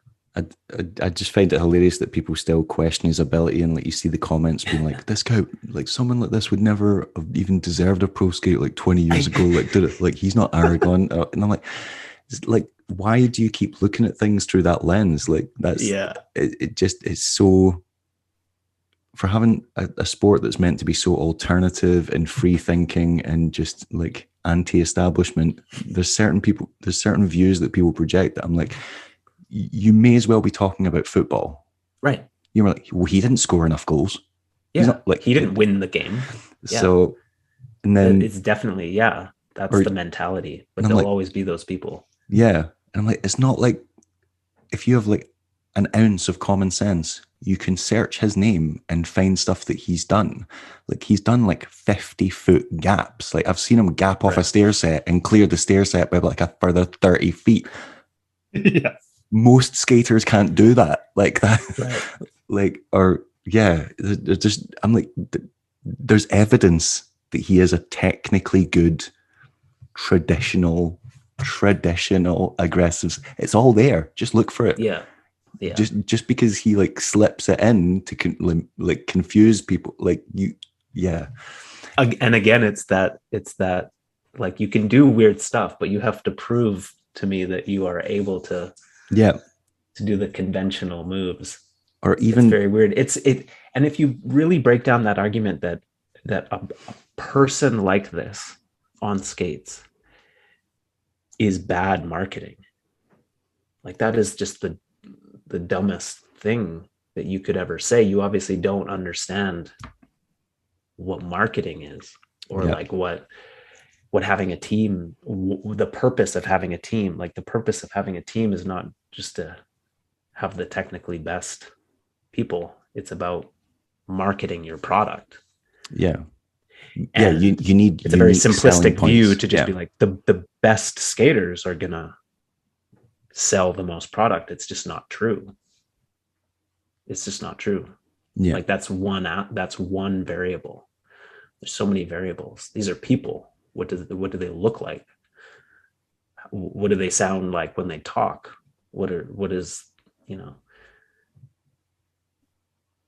how do, like, there's so many variables. Yeah. Beyond just who's the best. It's also like the release of the Mario skate as well, I think is really interesting because it's like that pushes the envelope even further of like going against industry norms, because that's a guy that's only got a handful of sections out. He's only really been known to the wider blading community for like, you know, a few years, not long at all. Right. And he's still considered like, you know, young in blading terms.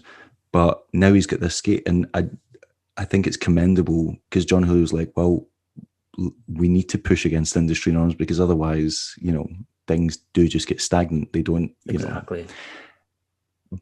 But then I also kind of wonder about it from Marius's point of view, because he'd be like, this is amazing. I've got a pro skate. I've got, you know, this check or whatever. But then, like you said, there's the pressure that comes along with it. And he couldn't film a promo because it was the dead of winter and he just didn't have time. Mess with him. So now the skate's been out for a significant amount of time. I imagine he's probably going to do a promo for it, possibly. But it's like, now you've got this thing looming over you. You're like, this skate's been out for a long time now, like a long time in blading terms, with nothing to kind of, you know, like, I don't want to say back it up, but people are like, where's the promo? Where's the skate pro? Like, you know what I mean? Like every time a skate's announced, they're like, expectation. Yes, because it's become the industry norm for a skate to come with a promotional video. Right. People expect that. Yeah, when that's not even been a thing for that, like in the 90s, that was not a thing. Like pro skates just came and that was it. Yeah. So it's, it'll be interesting to see like if and when he does bring out a promo, and, you know, what the, like, is he like, this is torture, I hate doing, there's so much pressure on this, or whether he's like, now it's time to really show people like why I got this. So I mean, that's an interesting thing, is like the pressure that people can feel when they get these opportunities. And that's just the reality of it. Is like every opportunity comes with pressure, and it can break certain people. Like we've seen people kind of get broken by it, where they just can't handle it and they just throw it all away and they just want to like skate for fun because they can't handle what goes on in their head based on this opportunity. But that's the thing that they need to remember, is that it's just in their head. You don't need to prove anything. There's no rollerblading court where people are gonna decide, was he worthy of this professional product, and there's a jury of rollerbladers. That actually does not happen. Nobody decides, was he worthy? This is like an imaginary thing, you know, that a skater might obsess over, like, oh, does the rollerblading world feel like I deserved this? And you're just wasting energy imagining this scenario that will never happen. If Marius doesn't release a pro skate, then, I mean, if he doesn't release an edit, then he doesn't release an edit, and it's not the end of the world. The skate will still sell. He'll still get his check. And when he wants to create something that's dope, he will. And he's created edits that are dope and have given him this opportunity, you know. If I was definitely.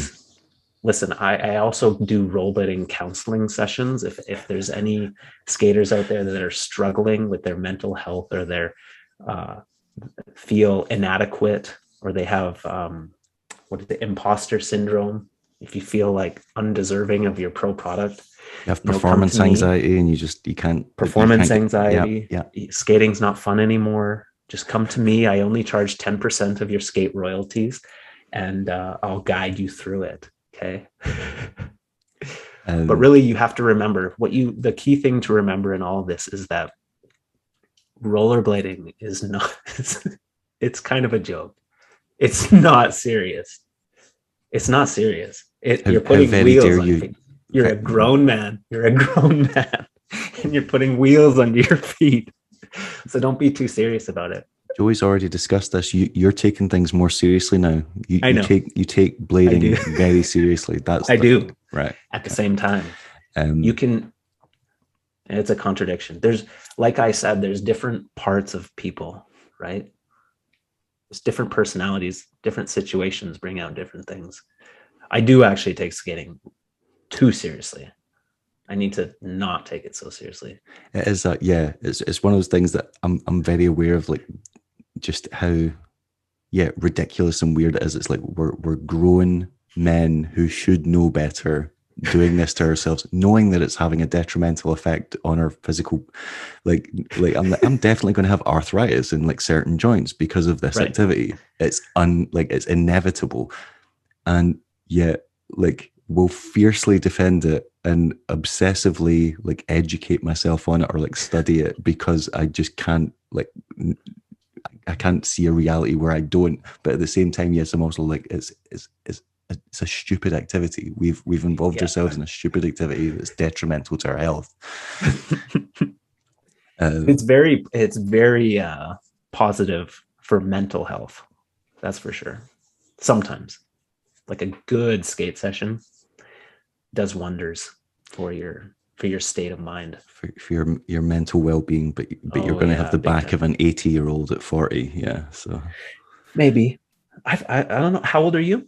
I'm 38, and yeah, I get 38. Serious lower back pain. Really? But then I did also go through that stupid phase of skating drop rails and jumping off roofs, so I'll probably only get myself to blame. Yeah. Also, you were a fan of a gap. You used to love a big gap. Yeah, I used to really love gaps. Like that was my favorite thing to do. I've seen the footage of you sending it just off ridiculous stair sets. Yeah, I love doing that. I still like doing gaps on a smaller scale and when it makes sense ergonomically. Yeah, like I don't want to just if it's like a big jump into like a nice bank, sure, I'm all up for it. It's the impact that I try to avoid. Yeah. That feeling of just like skating is okay. I'm going to skate as fast as I can and I'm going to jump as high as I can. And I'm going to hope to God that I clear it. And then I'm going to hope to God that I land on my feet. That whole process is just so exciting to me. And, I got to a point where I was just really confident with it. It was fun. Really fun. Just like this is within the realms of they're like, I feel comfortable. Yeah, you're like, I don't want to say safe, but it's just like, it's for, I think of it as like handrail skating. Like, I'll be like, I know I will always be able to ride this a handrail. Like if you put a handrail, I know I'll be able to do it. So I'm not scared of it because I know I'm going to be okay. I'm not going to die. And I think you get like gap skaters that are like that. They're like, I know I can take the impact. Like Bobby Spazov is one of those. He's like, I know I can go as fast as I want off a stair set. He's like, because I know I'm going to be okay. Like 9 times out of 10, I'm going to land it. I'm going to be all right. Whereas I'm like, that's how I feel like with rails. I'm like, I know if I'll do a Unity or a Royale and I'm not, I might not get to the end or I might not get down it, but I know how to save myself.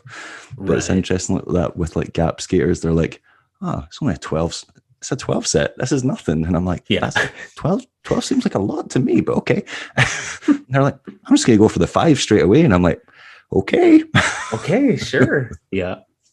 It's funny how different things are like scary to you. It depends on what, like we never had a lot of rails, so we never really learned to like miss tricks on rails. Yeah.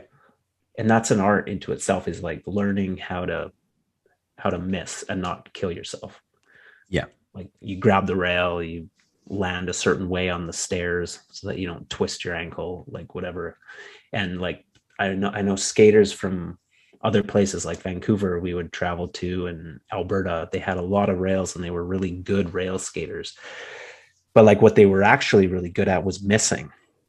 They could just try something, miss. Whereas we would either hit our trick, lace it, or eat shit. It was the two options. There was no middle zone. We never found the middle zone. And that's like what makes a great rail skater, is that middle zone. Yeah, it's that it doesn't have to go right for you to be okay. Like you can get it wrong and still be unscathed. That's you have that skill to miss but not kill yourself. Yeah. That's key for rail skating that we never acquired. It's all or nothing. It's a 1 or 0. It's a binary. I think there's system. I think everyone just finds their own little like niche things in skating that they find comfortable and safe and like familiar, but to other people it's the weirdest thing. Like I will literally back Savannah anything, and all my friends like that. How's that like that's not a trick that should be standard. But then they'll like someone will literally do just like a sunny day. Like I like if I do a sunny day and I miss it, I am going like chest first into the ground, whereas some people just have it as a safety trick and do it on everything, like rail, ledge, cope. I can do it on like a mini ramp and die. I'm like, how did I manage to hit my shins and my chest at the same time? I'm like, I don't and you see people just do them and they're like, it's a cross leg thing though, and you love cross leg tricks, and I'm like, but they're crossed in a weird way that just my body doesn't like, and I always lean too far forward. But then or you get people that just your brain figures out certain movements just make sense. I feel like that with topsouls. Like I can topsoul, but it's almost like I feel like I'm doing a stunt when I go for a topsoul on a ledge. I'm like, it takes a lot of courage for me. It's not just like a simple trick, whereas so many people, they just got topsouls. It's like nothing. I wish I had topsouls. I think they're the dopest looking trick. I love it when I do them, but it takes a lot for me to muster the courage. And that's what I find really interesting, because that's why I think it's so impossible to gauge whether someone, like, you can't say, oh, that's the best skater, or that's because certain skaters find things really easy. Like one skater will just, like John Julio, will literally just fish brain anything. And he can do it on both feet, and he just looks like the most natural thing in the world. Whereas you can get another skater who's truly incredible and can do like, I don't know, 900s and flat spins or whatever, but they can't fish brain for shit.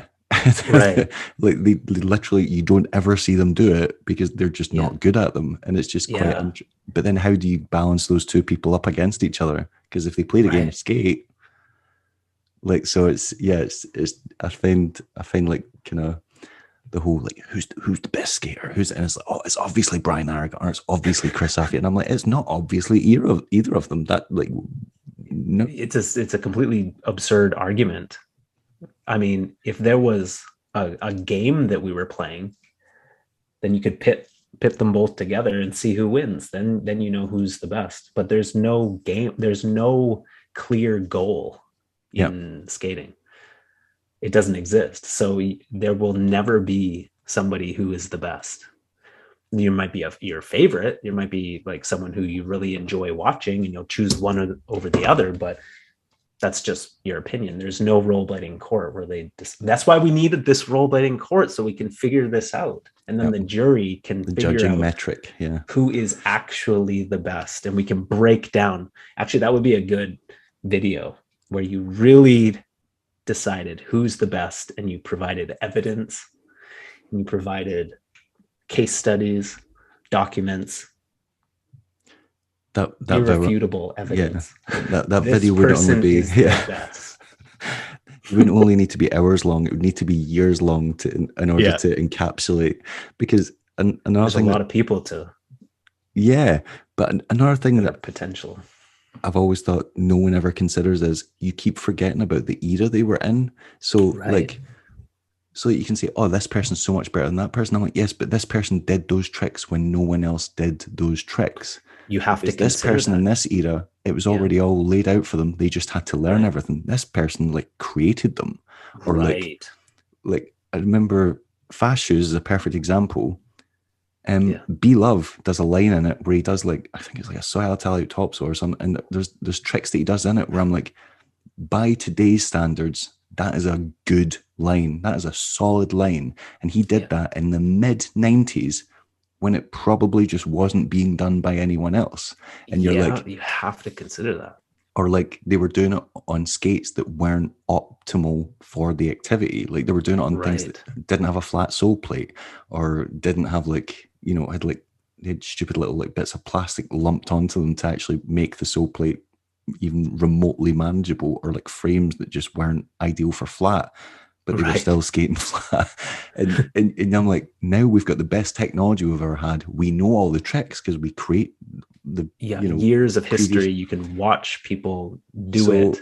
How are you going to say that this generation's skate, like Brian Aragon, is so much better than, I don't know, like Arlo or someone that like comes? Because I'm like, well, but if it wasn't for them, you wouldn't have them. So like it's an interesting one. It's a silly argument. What we need you get to define whatever your goal is in skating. Well, no, we need to get Feinberg and we need to get Aragon and we need to get Haffey and we need to put them all in TRS Lightning with 60mm wheels, and they have to be able to do the same grinds without H blocks and without proper sole plates. And we need like pills that erase their memory. Yeah. So that they're not allowed to like draw influence from anybody.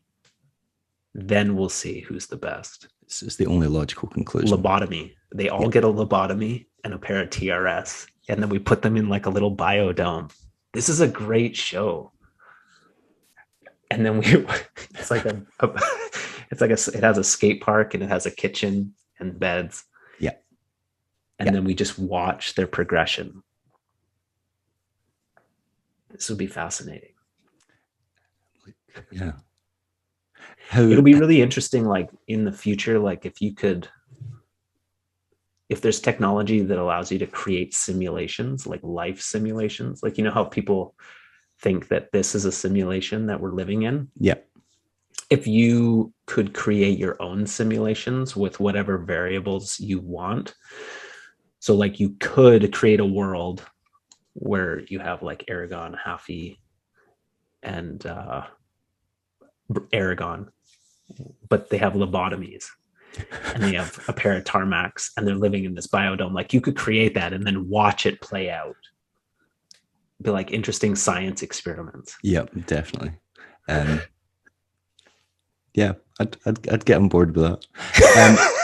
How excited were you to see pictures resurface of Ollie Short with Mesmers hanging about with Don Bruce in London? Have you seen these photos? I don't think I have. These are new?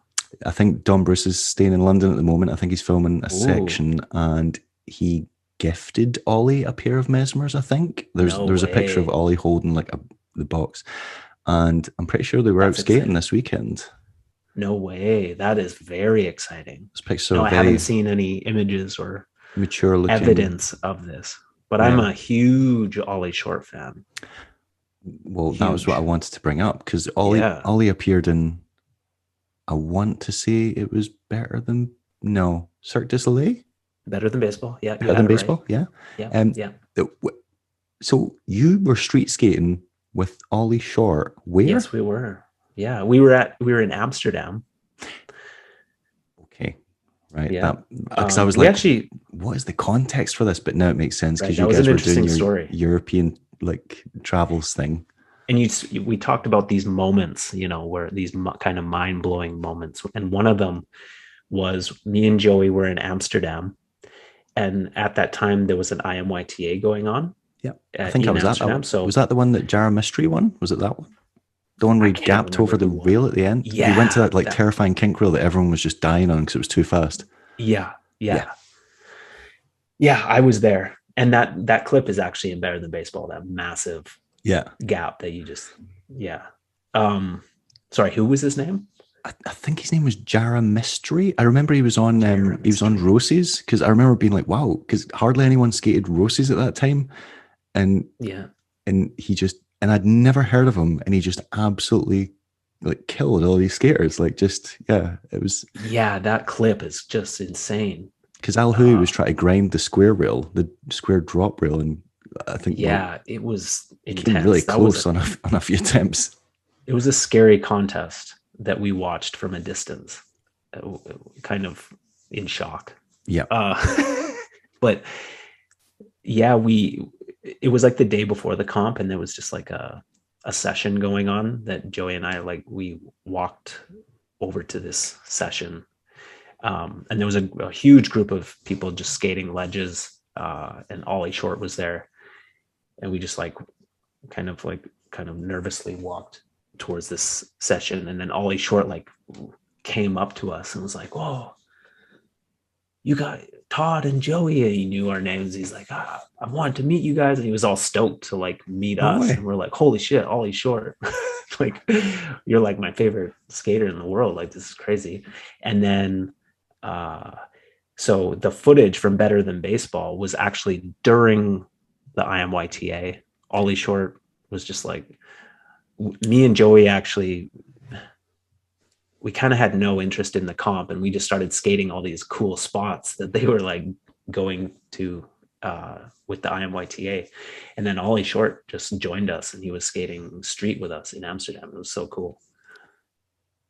So earlier, when I was like, has there ever been a moment where you guys are like, oh, maybe we are making an impact on the sport? You literally just said your favorite skater at the time came up to you and went, oh, you're like Joey and Todd, the mushroom blading guys. How is that not one of those moments? See, the reason I said this moment never happened was because there has never been the moment, really. There's been all these little moments, and that was one of them for sure. That was very, very cool. Yeah, we were stoked, and we hung out with Ollie Short, and Charles Dunkel was there, and we met Julio. Actually, that was the first time I met John Julio in person. Was at this IMYTA event. We had some pretty amazing conversations with John Julio at the pub that night. It was pretty amazing. Yeah, bringing back some awesome memories. Thank you. Yeah, this was cool. Very cool. That was the first time I'd met Julio as well, and it was. Were you there? It wasn't a positive experience. Yeah, no, it went kind of badly as far as I was at the pre-session the day before where they were skating the chrome rails, and like Lomax and Bailey and stuff were skating the chrome drop rail thing. Was that one? Was that I know Lomax was there.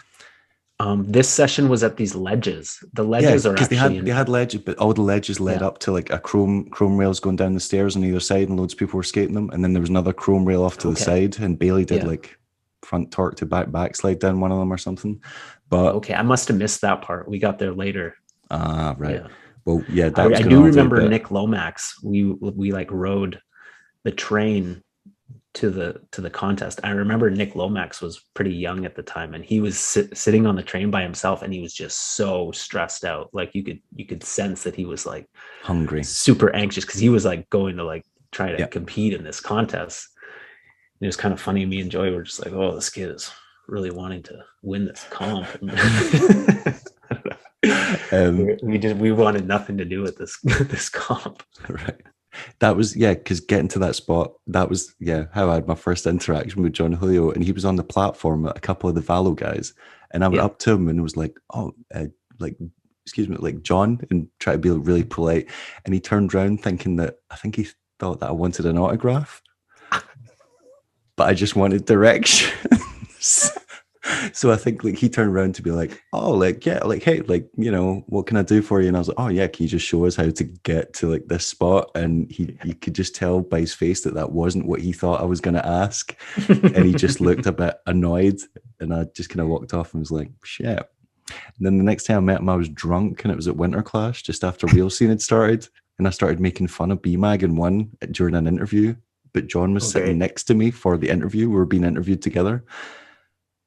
And basically it got so awkward that BMAG didn't actually publish the video, because they were just like, oh, wow. John was just sitting there just angry, and he even pulled me up afterwards, being like, "Why did you do that? Like, you just made fun of those mags, and I'm sitting right next to you." And I was like, "You didn't say those things." It's all on me. Shit, that's awkward. But yeah, he wasn't happy. But I don't blame him. I was being drunk and annoying, so I don't blame him at all. I'm glad your experience was much more positive. I just managed to offend one of my favorite skaters of all time, so it was great. Yeah.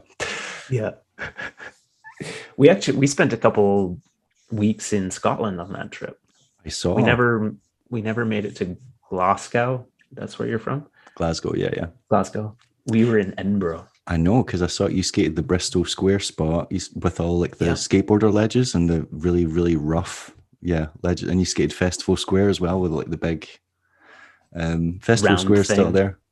Yeah, it had like the big cool bank spot outside the hotel, and Yeah. I as soon as I saw that, because I'd only saw that video recently, and I instantly like messaged Joey, and I was like, I did not realize you guys were ever in Scotland. This is, and I was asking if he'd met up with anyone, and he said you went to Ireland afterwards. Yeah. Or you met some of the Irish guys, but he said you didn't really skate with anyone from Scotland. No, we kind of just did our own thing. We camped out in Scotland with Joey and his sister, and just skated, found our own stuff.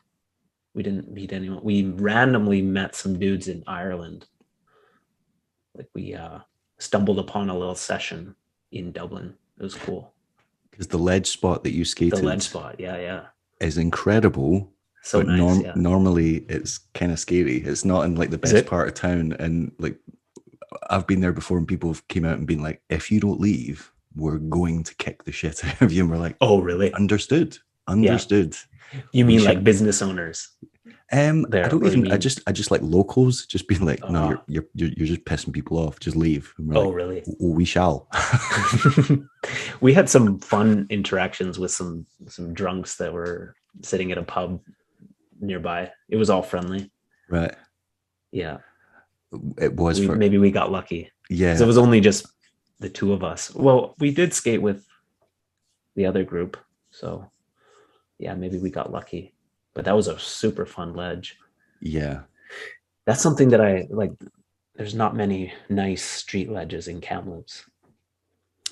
I've got a fetish with like nice street ledges. Okay. Like they're rare for me. They're like, I don't get to skate them much. I look back on that, like ledges like that one in Ireland, just a perfect approach and slides really good. And it's a good height. There's just something about it that's amazing. Yeah, they are, and they're not typical for like anyone who lives in Scotland or Ireland. Like Scotland and Ireland are quite kind of similar, like structurally. Like there's always something wrong. Like the ground's terrible, or you know the ledge goes straight into a wall, or there's always like a just a thing that's preventing it from being good or skatable. Yeah. So yeah, stuff like that. You're like, I'm sure even the Irish skaters probably stumbled upon it and like, oh my God, it's like California here. We've got a California spot. Yeah. That was one thing I wanted to ask you about. I feel like you guys, even though you've become so popular in blading and everyone knows who you guys are now, I still feel like you don't try to think of the term, like integrate yourselves into the actual like industry or like into like the wider community. Like it feels like you did all that traveling and going to Europe and stuff, like I'm guessing straight out of uni or roundabout university time.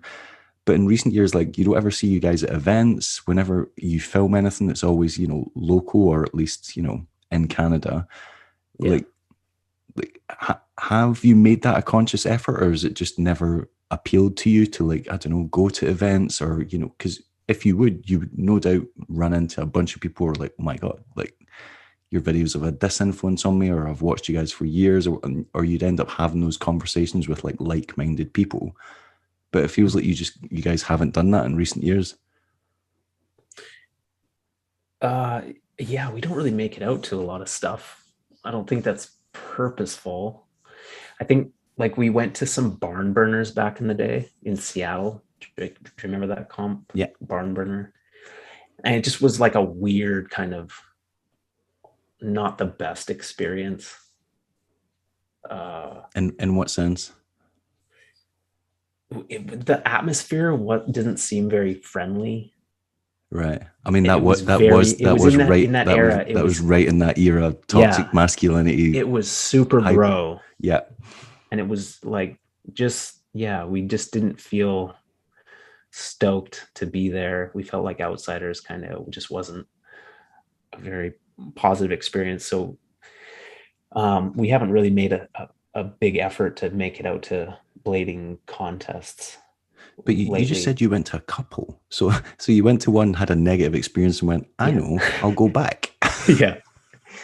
Well, it was like pretty close to us. That Right. was one of the closer events. So yeah, we went back. I think one year I went back, I was like hurt. I had like ACL surgery, so I wasn't even skating, but I brought, again, these years where we would deliver DVDs. I brought Better Than Baseball on a DVD, and I gave it to Arlo. Right. I went with 2, and I gave one to Brian Shima, Okay. and I gave one to Arlo. That was like the whole mission of the trip. I was like, I was going to go just to hand deliver DVDs to 2 people. So I did that, Brian and then I Shima- just like hung out. She must send Hung you out an and email watched. saying that he hated it and you guys should quit skating and he never wants to hear from you again, right? No, actually, when I Oh, just approached- Justin. That was just Justin. No, sorry. That was just Justin. When I approached Shima, I actually met him in Vancouver. I approached him to meet him because I was a huge fan and to give him this DVD. And when I met him, he was stoked, and he had already seen like Cirque du Soleil and stuff. And he said he really enjoyed our videos, which was another one of these crazy moments. I was like, Nice. Sweet. Well, here's our new one. Enjoy. Yeah, Yeah. that's wicked. Yeah. Very cool Yeah. to meet Getting him. validation from like people you respect is, yeah, Yeah. unbelievable. I don't, Yeah. what you said about Barn Burn, I do think that was just typical of events of that era. Cause I remember Totally. there was a time where like I started going to skate contests. I used to like compete in them a little bit. But then I remember there was a time that I would start going to them. I was like, I actually just don't feel comfortable here anymore. This feels like a room full of like, the guys that I just didn't like in school. You know what I mean? Right. Like the guys that are like would just pick fights all the time or just like throw their weight around or beat. I was like, it just kind of feels like a room full of those individuals now. Whereas before it used to feel like a skate park full of just people like me. Friends. Yeah. I was like, now I don't see people like me here, and it just really weirds me out. But I think that was just of that time. You're right. It was just at that time. And in our younger days, we used to go to there was like a contest series in Canada called Canadian Aggressive Tour. And we went to like a whole bunch of those. It was like the CAT series. Yeah. So we would go to Vancouver, we went to Edmonton, Calgary, and that was how we met like a lot of the skaters around Canada. How we met Richie and Sean Unwin and all the guys from different provinces. So we used to be Poor really into Dustin that. you like to torture from time to time and take advantage of his clear lack of sense of humor. So he does not take kindly to your jokes at all. Dustin. Yeah, I love Dustin. Which is, you guys have made videos together though, right? Yep, yeah. He filmed Imagine Blade Shun. So you would think he would spent a get lot of your time sense of with him. humor by now, but he doesn't. I think he gets it, but he doesn't like it. Okay. Because I remember just finding that really funny when he took offense to your death to the like, fourth wheel like jokes or whatever it was you guys made. Because I was like, I've interviewed Dustin before, and again he was quite self-deprecating and pointed out his own flaws and told me about things that how he'd screwed over like other skaters, and I was like, dude, you sound like a bit of an asshole when you say stuff like that. And he's like, I'm not proud of it, but it happened, and that's just, you move on from it. But then when you made fun of him for that promo that he made, he didn't join in the joke at all. No, He didn't appreciate it, hey? It's all good. It's all good. Yeah. Dustin. I appreciate Dustin. Dustin's a unique human being. He's Very, very creative. he's a brilliant skater. Really good skater. Yeah. Really good. He's an interesting guy. Very interesting guy. Do you hear from much now that he lives in Canada again, or no? Or are you guys not like No, he's on the other side of Canada. right? But he recently posted a clip from Kamloops. And I watched, it was like he had like a drone and he was doing like off-road on this trail. It totally looked like Kamloops. And I commented, I'm like, this totally looks like Kamloops. He's like, oh yeah, I was in Kamloops, filmed this. So we didn't hear from him though. So he visited a town where knows you guys live. Like, are you guys not on good terms? I don't know. It happens a lot. People come to Kamloops and don't contact us. I don't know. I mean, sometimes you're going through, you don't have time. I didn't take offense to it. Okay. I know I've gone places and I haven't contacted people. All right, fair enough. But if it works, it works. But that's cool. So, like, given the shift in like blading culture, and I do think it is a lot more open and accepting than it was in previous years, and definitely a lot more enlightened. Like, what is it that stopped you guys from going to events in recent years? Things like, I don't know, Blading Cup, or like what else would be accessible for you guys? Like, what year is it and things like that? Actually, the year that COVID happened, I was planning on going to Blading Cup. Okay. And I was also going to go to Boshi Pope in New York. Yeah. Obviously it didn't work out. I mean, life is really busy. It's not easy for me to just like pick up and leave. But also, I don't feel like it's totally necessary for me. Like, I think a lot of the best things that we do are just locally, like around Kamloops. Like going to a comp, I think it would just be fun, but I don't think it would be necessarily like really productive for us. You could make incredible business contacts and take over blading. Yeah, that's true.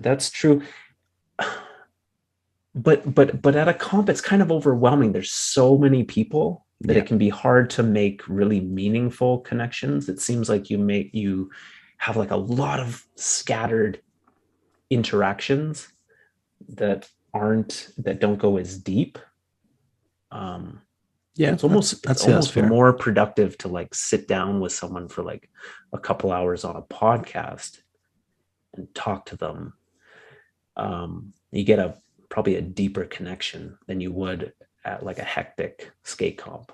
I just feel like I would, and Joey's just not really into traveling lately at all. Okay. He doesn't want to. I'm opening up more to it, and I actually want to start traveling a little bit, right? Going to different places. I would love to go to Blading Cup eventually. I would love to start traveling a little bit more for skating. Yeah, Joey's just not into it. Joe was like, "This is my home. Really, I'm not leaving here. This is it." Yeah, this is it. There's nowhere outside of here. Nowhere exists outside of here. Yeah. Okay. So it would be amazing if Joey was into traveling again. I almost feel like it would be more productive to like travel somewhere, just us, and like film, or like maybe meet up with like one person or two people. Like, we're not really into like a big group. Again, we take skating really seriously. Yeah. So if we're gonna go somewhere, it's not just gonna be for fun. Okay, we wanna produce. Something has to come of it. I feel like that now. It's like I very rarely get to skate. So when I do get to skate, I want to go out and either document it or do something just so I've got something to like remember it by. Because there were so many years. We're just gonna go on a trip and have fun and relax and like eat good food and gross. No. We're gonna enjoy ourselves? What do you mean? Sit by the pool? What, you're not bringing your camera? Why are we even going? Like, why are we spending this money? Yeah, but I'm opening up to it, but I do want it to be productive. I'd like to document and business blade. I like business blading. I like going somewhere with a goal and like having a mission. I like that. the feeling of accomplishment when something's finished. Yeah.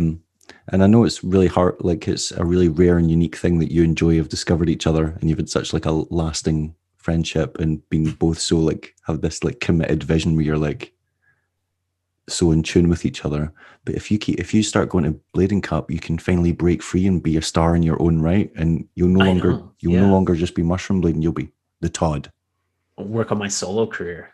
And Joey can just fade into the background in Kamloops and just become insignificant, and you'll become the superstar that you were always meant to be. Yeah, but see, again, that's what you want to avoid. Like I was saying, you want to avoid that. Like it might please your ego in the moment, but you're ruining everything. Like, do you ever sit and think, oh my God, like how lucky are we to have found each other? Because I've gone through like maybe 5 different cycles of friends that have like skated and then just stopped, and I've still maintained friendships with them, but you need people to skate with, otherwise you stop as well. Like, right. And I've had those people too, like people that I've skated with that have faded away, that aren't interested in skating anymore. So yeah, I don't take that for granted. We're really lucky to have like 2 psychos that are just obsessed with skating. And obviously like Joey's a genius when it comes to editing and filming and ideas. He's on like a very different level than I am. And like I contribute too on a very different level. So our differences really work together. It's a good synergy. I think we both respect each other's differences. Like there's things that we disagree on, but I appreciate his perspective. Yeah. I appreciate like where he's coming from, because I know he's like a super smart guy. But I know that he respects my opinion. I respect his. It's a good deal. One person I'm curious about that appears in like the early videos, I can't remember his name, but he's got like jet black curly hair, and he seems like your like evil partner in crime. Like if you're doing something dumb or dangerous, he's involved. And you guys just always seem either drunk, or you guys just seem like those 2 like obnoxious kids at the party that just piss everyone off. Is his name Joel? Oh, there was Joel. Yeah. But I think you're talking about Mason. Yeah. And he was really good. He was really good at skating, but you guys seemed even closer than you and Joey. For a while, we were really close because we lived together. Right. Me and Mason. We lived together for a few years. And those were like the bro partying years. Right. He would frequently wake me up. Like I'd be sleeping and I would feel a joint being touched to my lips, a lit joint. And the first waking moments of my day would be inhaling this joint that Mason would be putting to my mouth. But those were really fun years, really like fast living kind of years, a lot of booze, a lot of drugs. And Mason was an incredible skater, like really good. Yeah. The footage showed that. Yeah. Incredible. And yeah, for a while, you know, he was definitely, it was me, Joey, and Mason. That was kind of the core trio. And when we did mushroom blading, like when we first started filming, because I think it went better than baseball, than mushroom blading. One, if I remember correctly. Yeah. Maybe with some stuff in between, but those were the 2, those were the big video projects.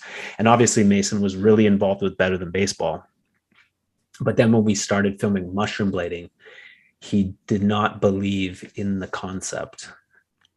We tried to pitch it to him, like Joey and I kind of talked about it, like, yeah, we want to let's just do the weirdest tricks we can do. And we're going to call it mushroom blading. And me and Joey were really stoked on it, you know, and we tried to pitch it to Mason and he wasn't really into the idea. And we would still like, we would go out filming for sessions, and we would invite him. And he would like go skating in other places instead of like skating with us. So that was kind of the beginning of our blade. And Mason and I were no longer living together. This is when I lived in Vancouver. Joey lived in Vancouver, and Mason lived in Vancouver, but we all lived in different places. So like I was still friends with Mason, but obviously not living with him, not seeing him as much, and then inviting him to sessions that he didn't want to come to. Then, there were some incidents.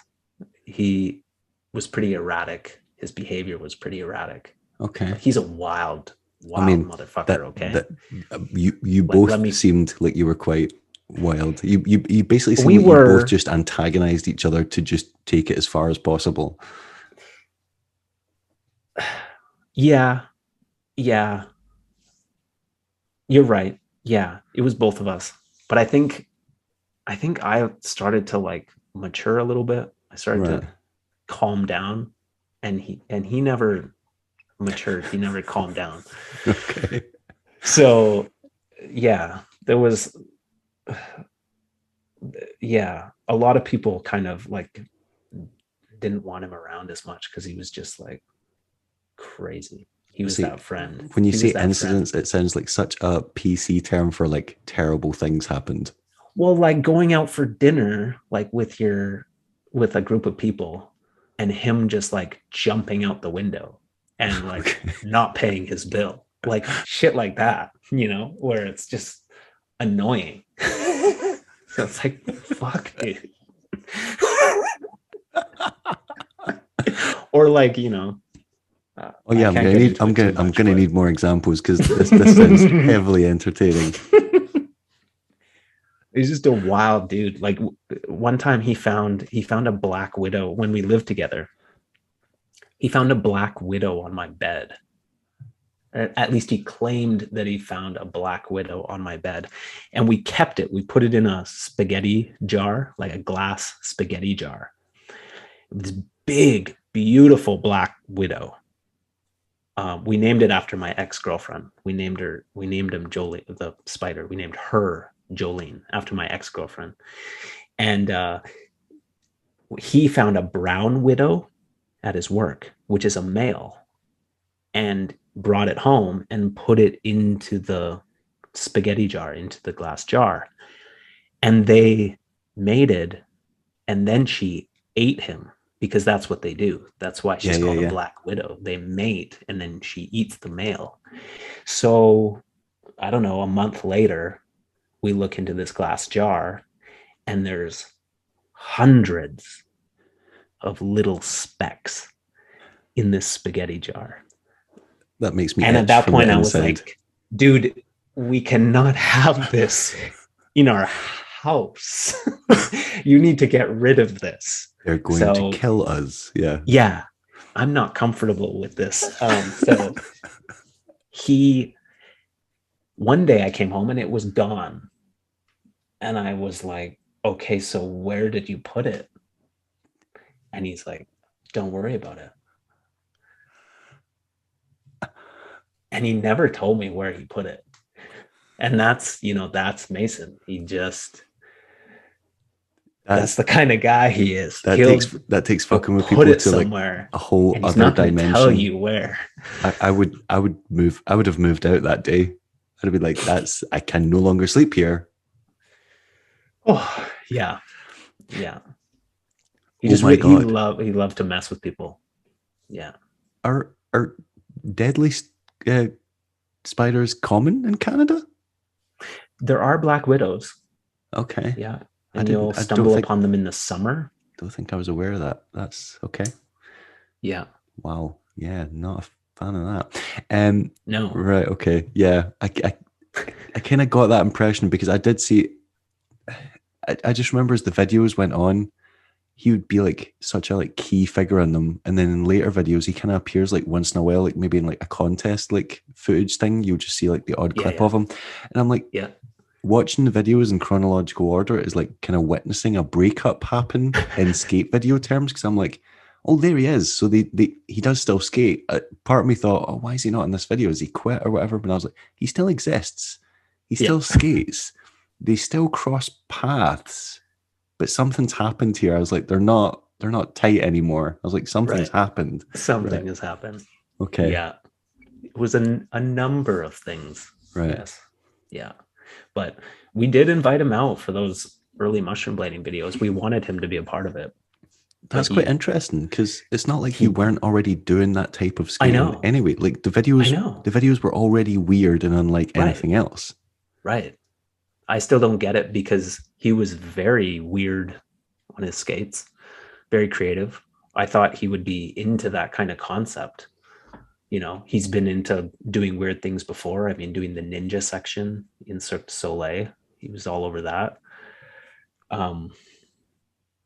So you wanted to make it official. You wanted to put a label on the relationship, and he was like, "Don't tie me down. Don't put labels on me. I want to keep this casual." Yeah, that was a part of it. He's like, he didn't want to skate weird all the time, right? So I was like, okay, and he just wanted to go skate the big long ledge.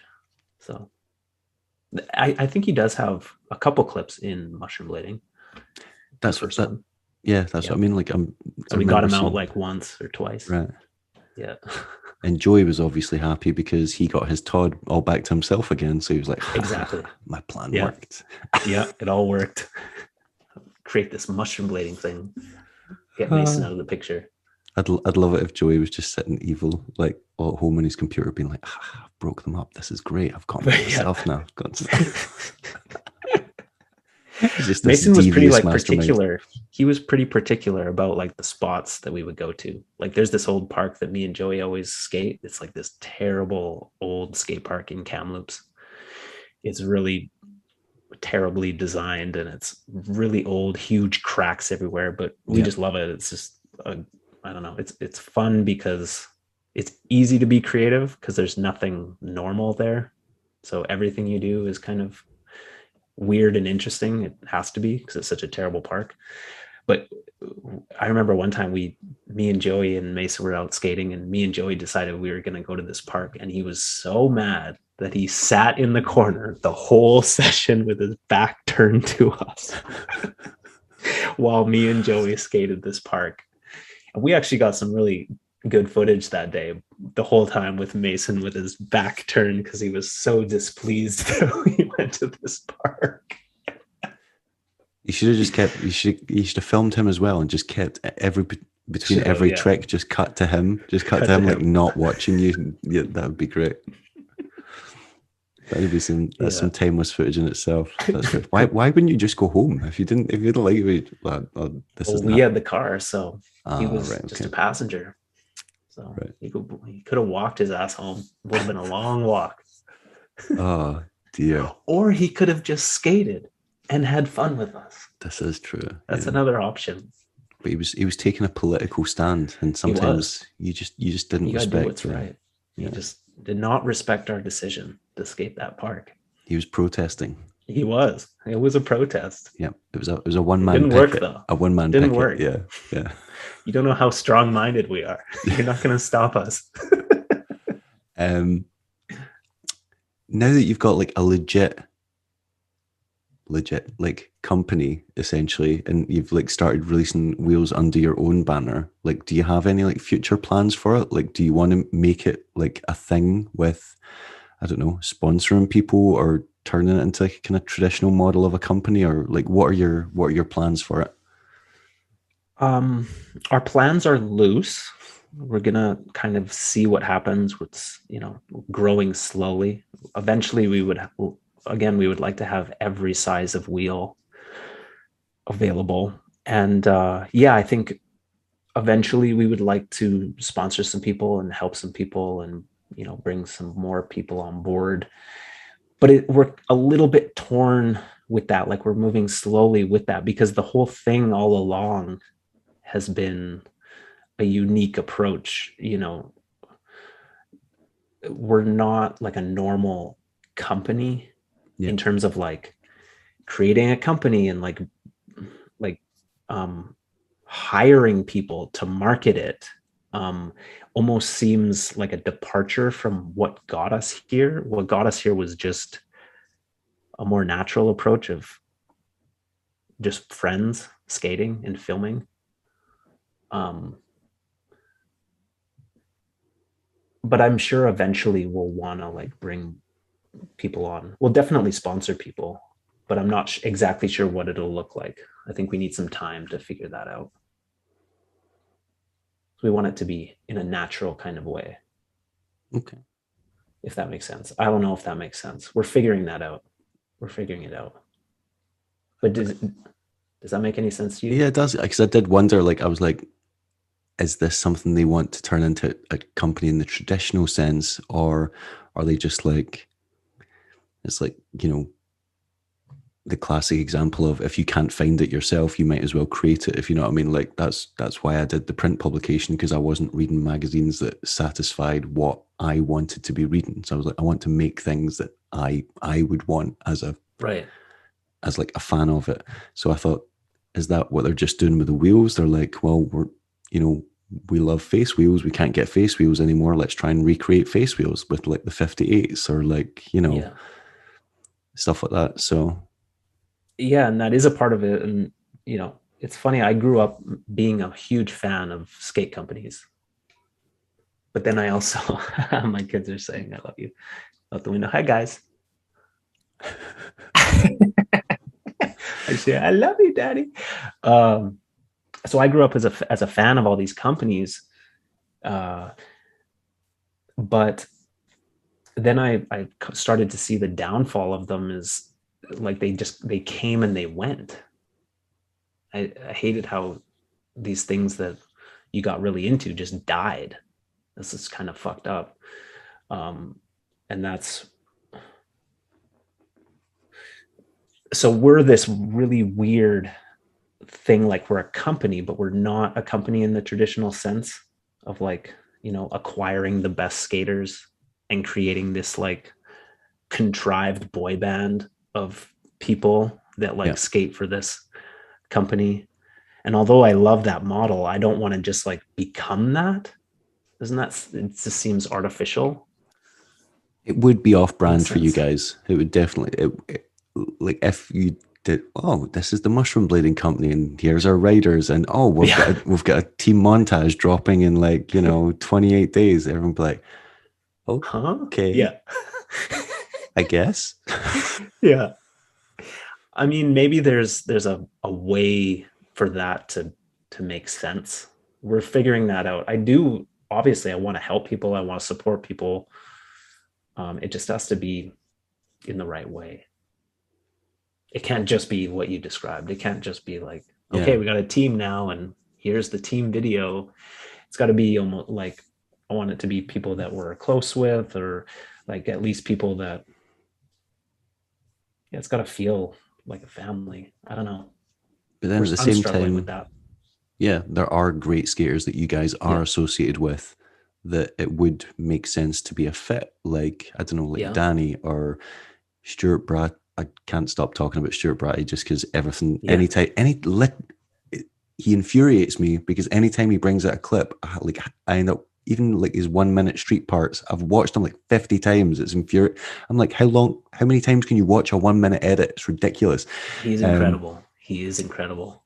So, and there's skaters like that, or like Leon and stuff like that, who you guys are obviously got like a strong relationship with. So I think if you guys did have riders in the traditional sense, it's not like you don't have a talent pool to kind of draw from.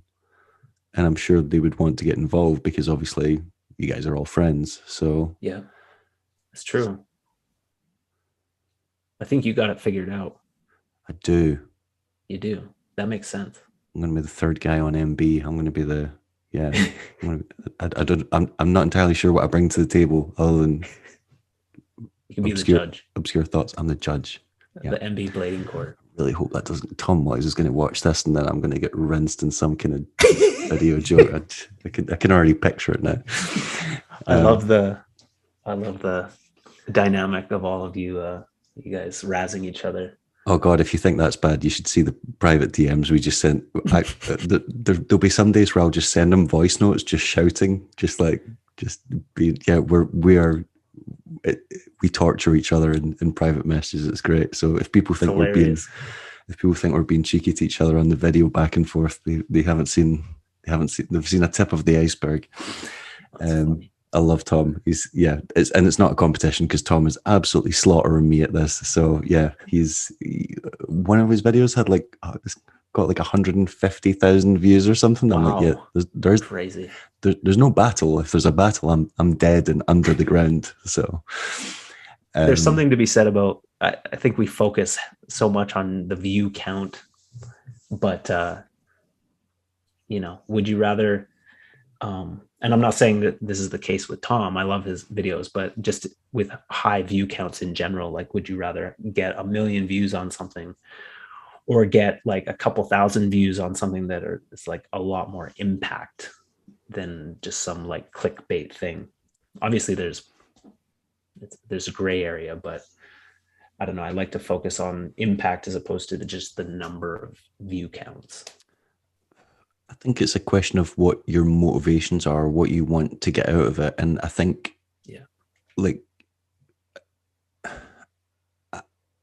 Tom seems to me like a very creative person with a lot of ideas. And I think getting the view counts and getting money coming in means that he can fund bigger ideas or ideas that actually require, revenue to make them happen, as opposed to just keep dipping into your own personal funds to make something just for the sake of making it, which is what we've all been doing for years now. So in terms of that, but then I do also appreciate what you mean. It's is it better to leave things that are of value and have staying power that people can look back on in years and reference, as opposed to something that just, I don't know, 1 million people watch once and then never again.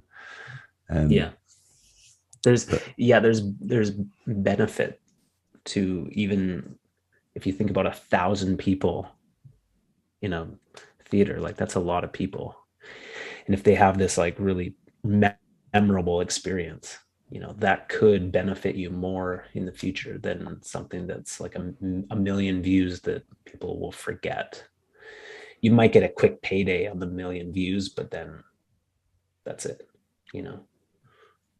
So I'm what you're not saying saying is that you shouldn't try to get views. I mean, views are great, but for us, view counts haven't really been the reason for our success. We don't get that many views, I would disagree. Some of your videos have racked up some numbers.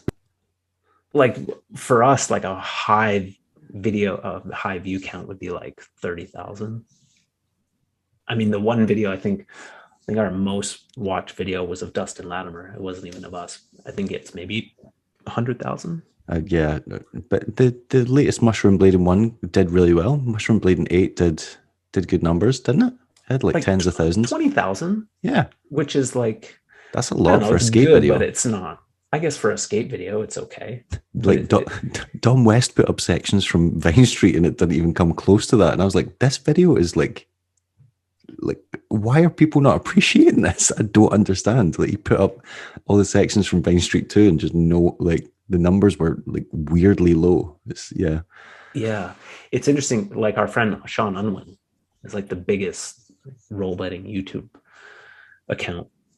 And his videos have millions of views.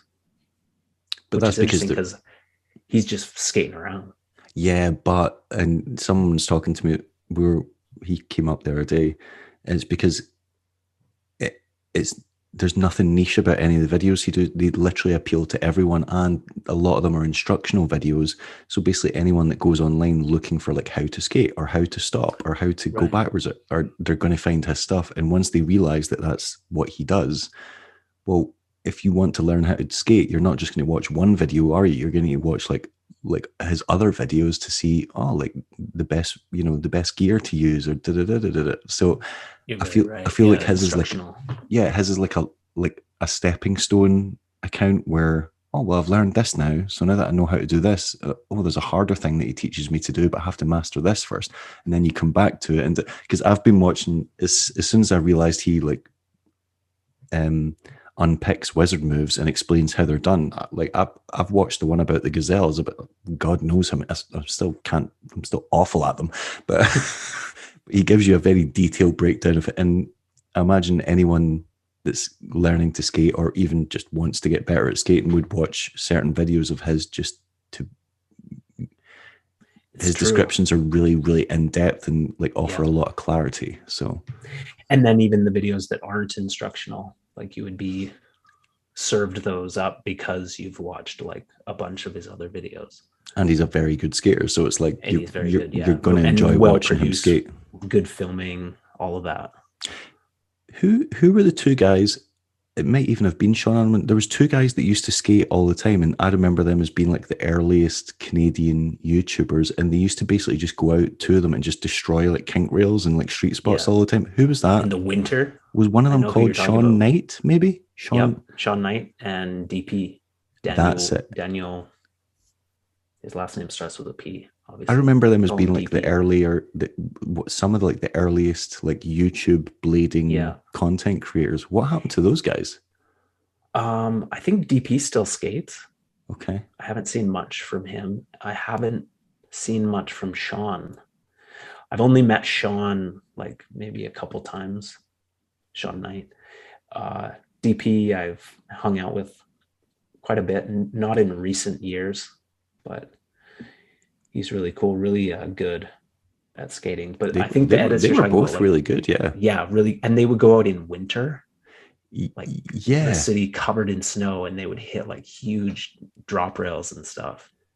Yeah, So- for a while they were putting out some serious content. Yeah, they used to have like regular videos out. Just the two. They just find spot and just take turns annihilating them. And I was like, Yeah. oh my god, I want to search those up now. I'm curious if they're even still online. if or- they still exist. Yeah, I can't even remember what they were called. Like if they had a channel or a I'm sure it was name. like a day with or like 1 day with, and yeah, but And they were heavy. They were Yeah. good. Yeah, I remember those. because they definitely did it before Brett Dasovich and Jeff Howard did like Wednesdays Yeah. with Brett and Jet or whatever it was called, Tuesdays with Brett and Jet. Yeah. Yeah. So It may have even been called like Sundays or something. I remember them setting up like makeshift lawn tramps to like soccer goalposts and like grinding the top of goalposts, like heavy stuff in winter. yeah, Like, whoa, you guys are motivated. I feel like that's kind of just kind of seems to like, well, obviously there's outliers in every scene, but Canada, you've basically got Leon that just started his own skate shop out of like a car and then has developed it into a successful thing where there's like different shops, you know, in Canada and America. You get Richie Eisler, who went from being this exceptional pro skater that was just largely slept on for the better part of like a decade, even though he could do like hurricane, switching natural and everything. No one cared. And then he moved to Australia and like connected with Don West. And even then he still hadn't like tapped into his creative side then. He was just this really good skater. Don West like brought him more notoriety. And then he went to Barcelona and just exploded and became who everyone knows today. But before he was just that weird, really good Canadian guy that. Yeah. And then you've got you guys that have obviously started like the mushroom blading movement. You've got, yeah, there just seems to be like all these guys that like have this fiercely independent nature that's had quite a significant impact on blading as a whole. Like you mentioned Sean Unwin as well, even Bill Stoppard. Like, Yeah. that's not the kind of content I would watch. It's not made for me. Right. You know, just footage of him just skating from A to B is for people that, you know, either are new to skating or don't skate but just appreciate watching it. Like it's not necessarily for someone hugely that's popular with Yeah. a wider audience. But you guys have got than like what a we do. lot of that, a lot of just self-starters, like people that have just struck out and done well with it. Like it's worked. Yeah, there's a lot of interesting skaters in Canada.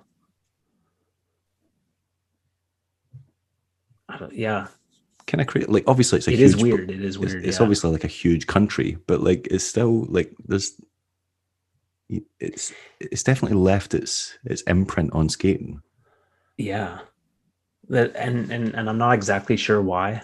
There's some theories, and I think having that really harsh winter does help create interesting personalities. And like when you have a harsh winter, you really appreciate skating. Just being able to go skate. So that Yeah. breeds a certain gratitude that helps. And then maybe hockey. The popularity of hockey breeds really good skaters. Richie was a hockey player. Okay.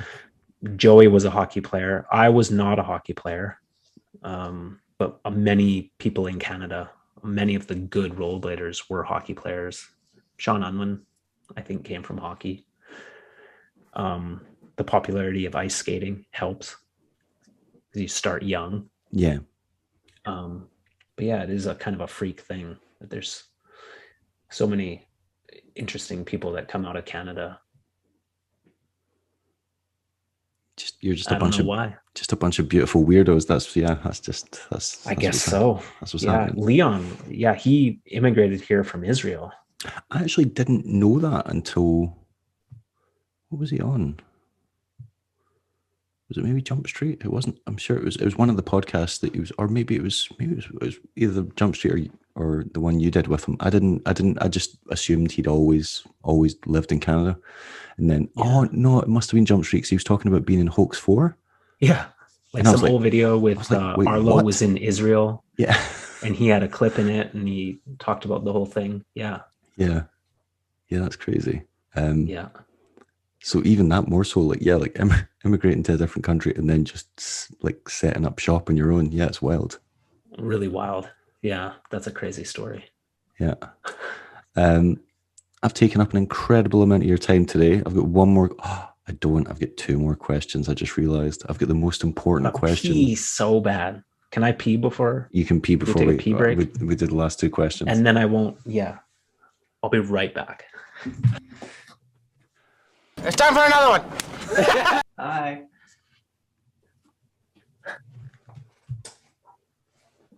Almost done.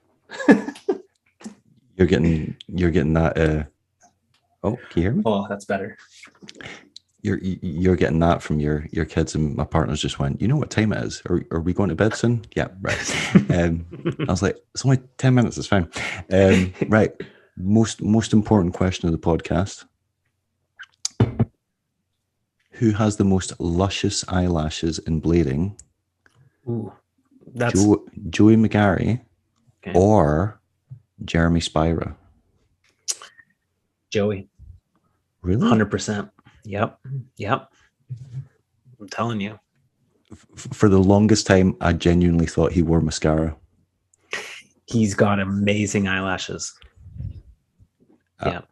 I was like, maybe he's into like the Cure or something. Maybe maybe he's just got like some kind of like thing going on. And then I was like, oh no, he's just got Born with the gift. ridiculously full eyelashes. Yeah. Yep. Yeah. He's just blessed. Well, now that we've got that out of the way, what's the future for you guys this year? What's it looking like? Have you got any other products coming out that you can tell us about? Or obviously, I know you're always working on videos, but is there anything that you can tell me that you've got coming up in the immediate future? We do have a new wheel dropping. I'm not allowed to tell you what the size is, but it will be coming out soon in May. It'll be in shops, and then we will be creating more wheel sizes. Not sure if we'll get to every wheel size this year as we had set out. That's a pretty crazy goal, but hoping to get most of the sizes out. And we are going to be filming a lot of product placements, and we're going to be making MB 8.88 Okay. this year. And then I think we might start working on MB9. MB9 will be out next year. And I might go to some contests. We'll see. All right. I've been thinking about it. But again, I can't convince Joey to go with me. So I might just wait till he agrees to go with me. But we'll see. If you just keep waiting, it might never happen. Hey, that's life. Sometimes things don't happen. But we'll see. I mean, I'm excited. I'm going to Vancouver at the end of April. okay. and I'll be skating in Vancouver. That'll be fun. A little mini trip.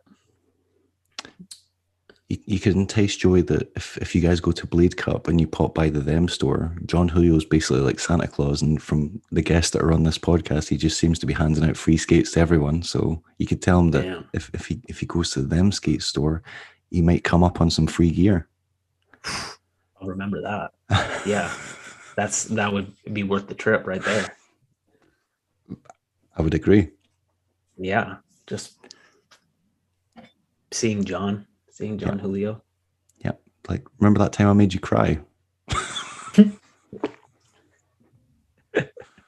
that was exactly. that podcast. Oh my god! Even I remember like that had a profound effect on me. Like listening to that, it was That was pretty amazing. You could tell just that story. Yeah, just how much it meant to him. It was really inspiring to listen to. Yeah, definitely. Yeah, that was an amazing moment. Which you guys have had a lot of over the years. Right. It's incredibly late here. You're missing out on an afternoon with your family. I've taken up enough of your time. Thank you. This was great. Very much for agreeing to this. Yep. I've had an awesome time talking to you. It was great. I'm glad we finally got to do it, even though you cheated on me. This was awesome. And even though you're playing me and Jan at the same time, just like an absolute Lothario. Gotta do them all.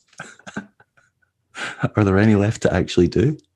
I gotta do wax toaster. They're not doing them anymore. Guys, let's do it. They're not doing them anymore. Taylor said that he just doing them just kind of, he said it like made him enjoy blading less. So he was just like, no, he just decided to give it a rest. I was like, wow, okay. It takes a lot of energy doing podcasts. Plus, it does take a lot. It takes a lot of passion. You gotta really love it. Plus he's busy like making videos for like rollerblade and stuff like that as well. So I imagine he's just being kept busy with other projects. Making that mistake. He's getting all sponsored and shit. Don't do it. Working for the man in bleeding. For the man. Yeah. So thanks for taking the time to do it, and enjoy the rest of your weekend. You too. Hopefully speak soon. Yeah, for sure, man. You could be the first person we have on twice. Hey, I'm down. Let's do it. Right. Release 3 more videos and then I'll get you back on. Done. Post MB10. After MB10, we'll do it again. That's we'll the do deal. The media tour. Okay. Right. Speak soon. See ya. Bye.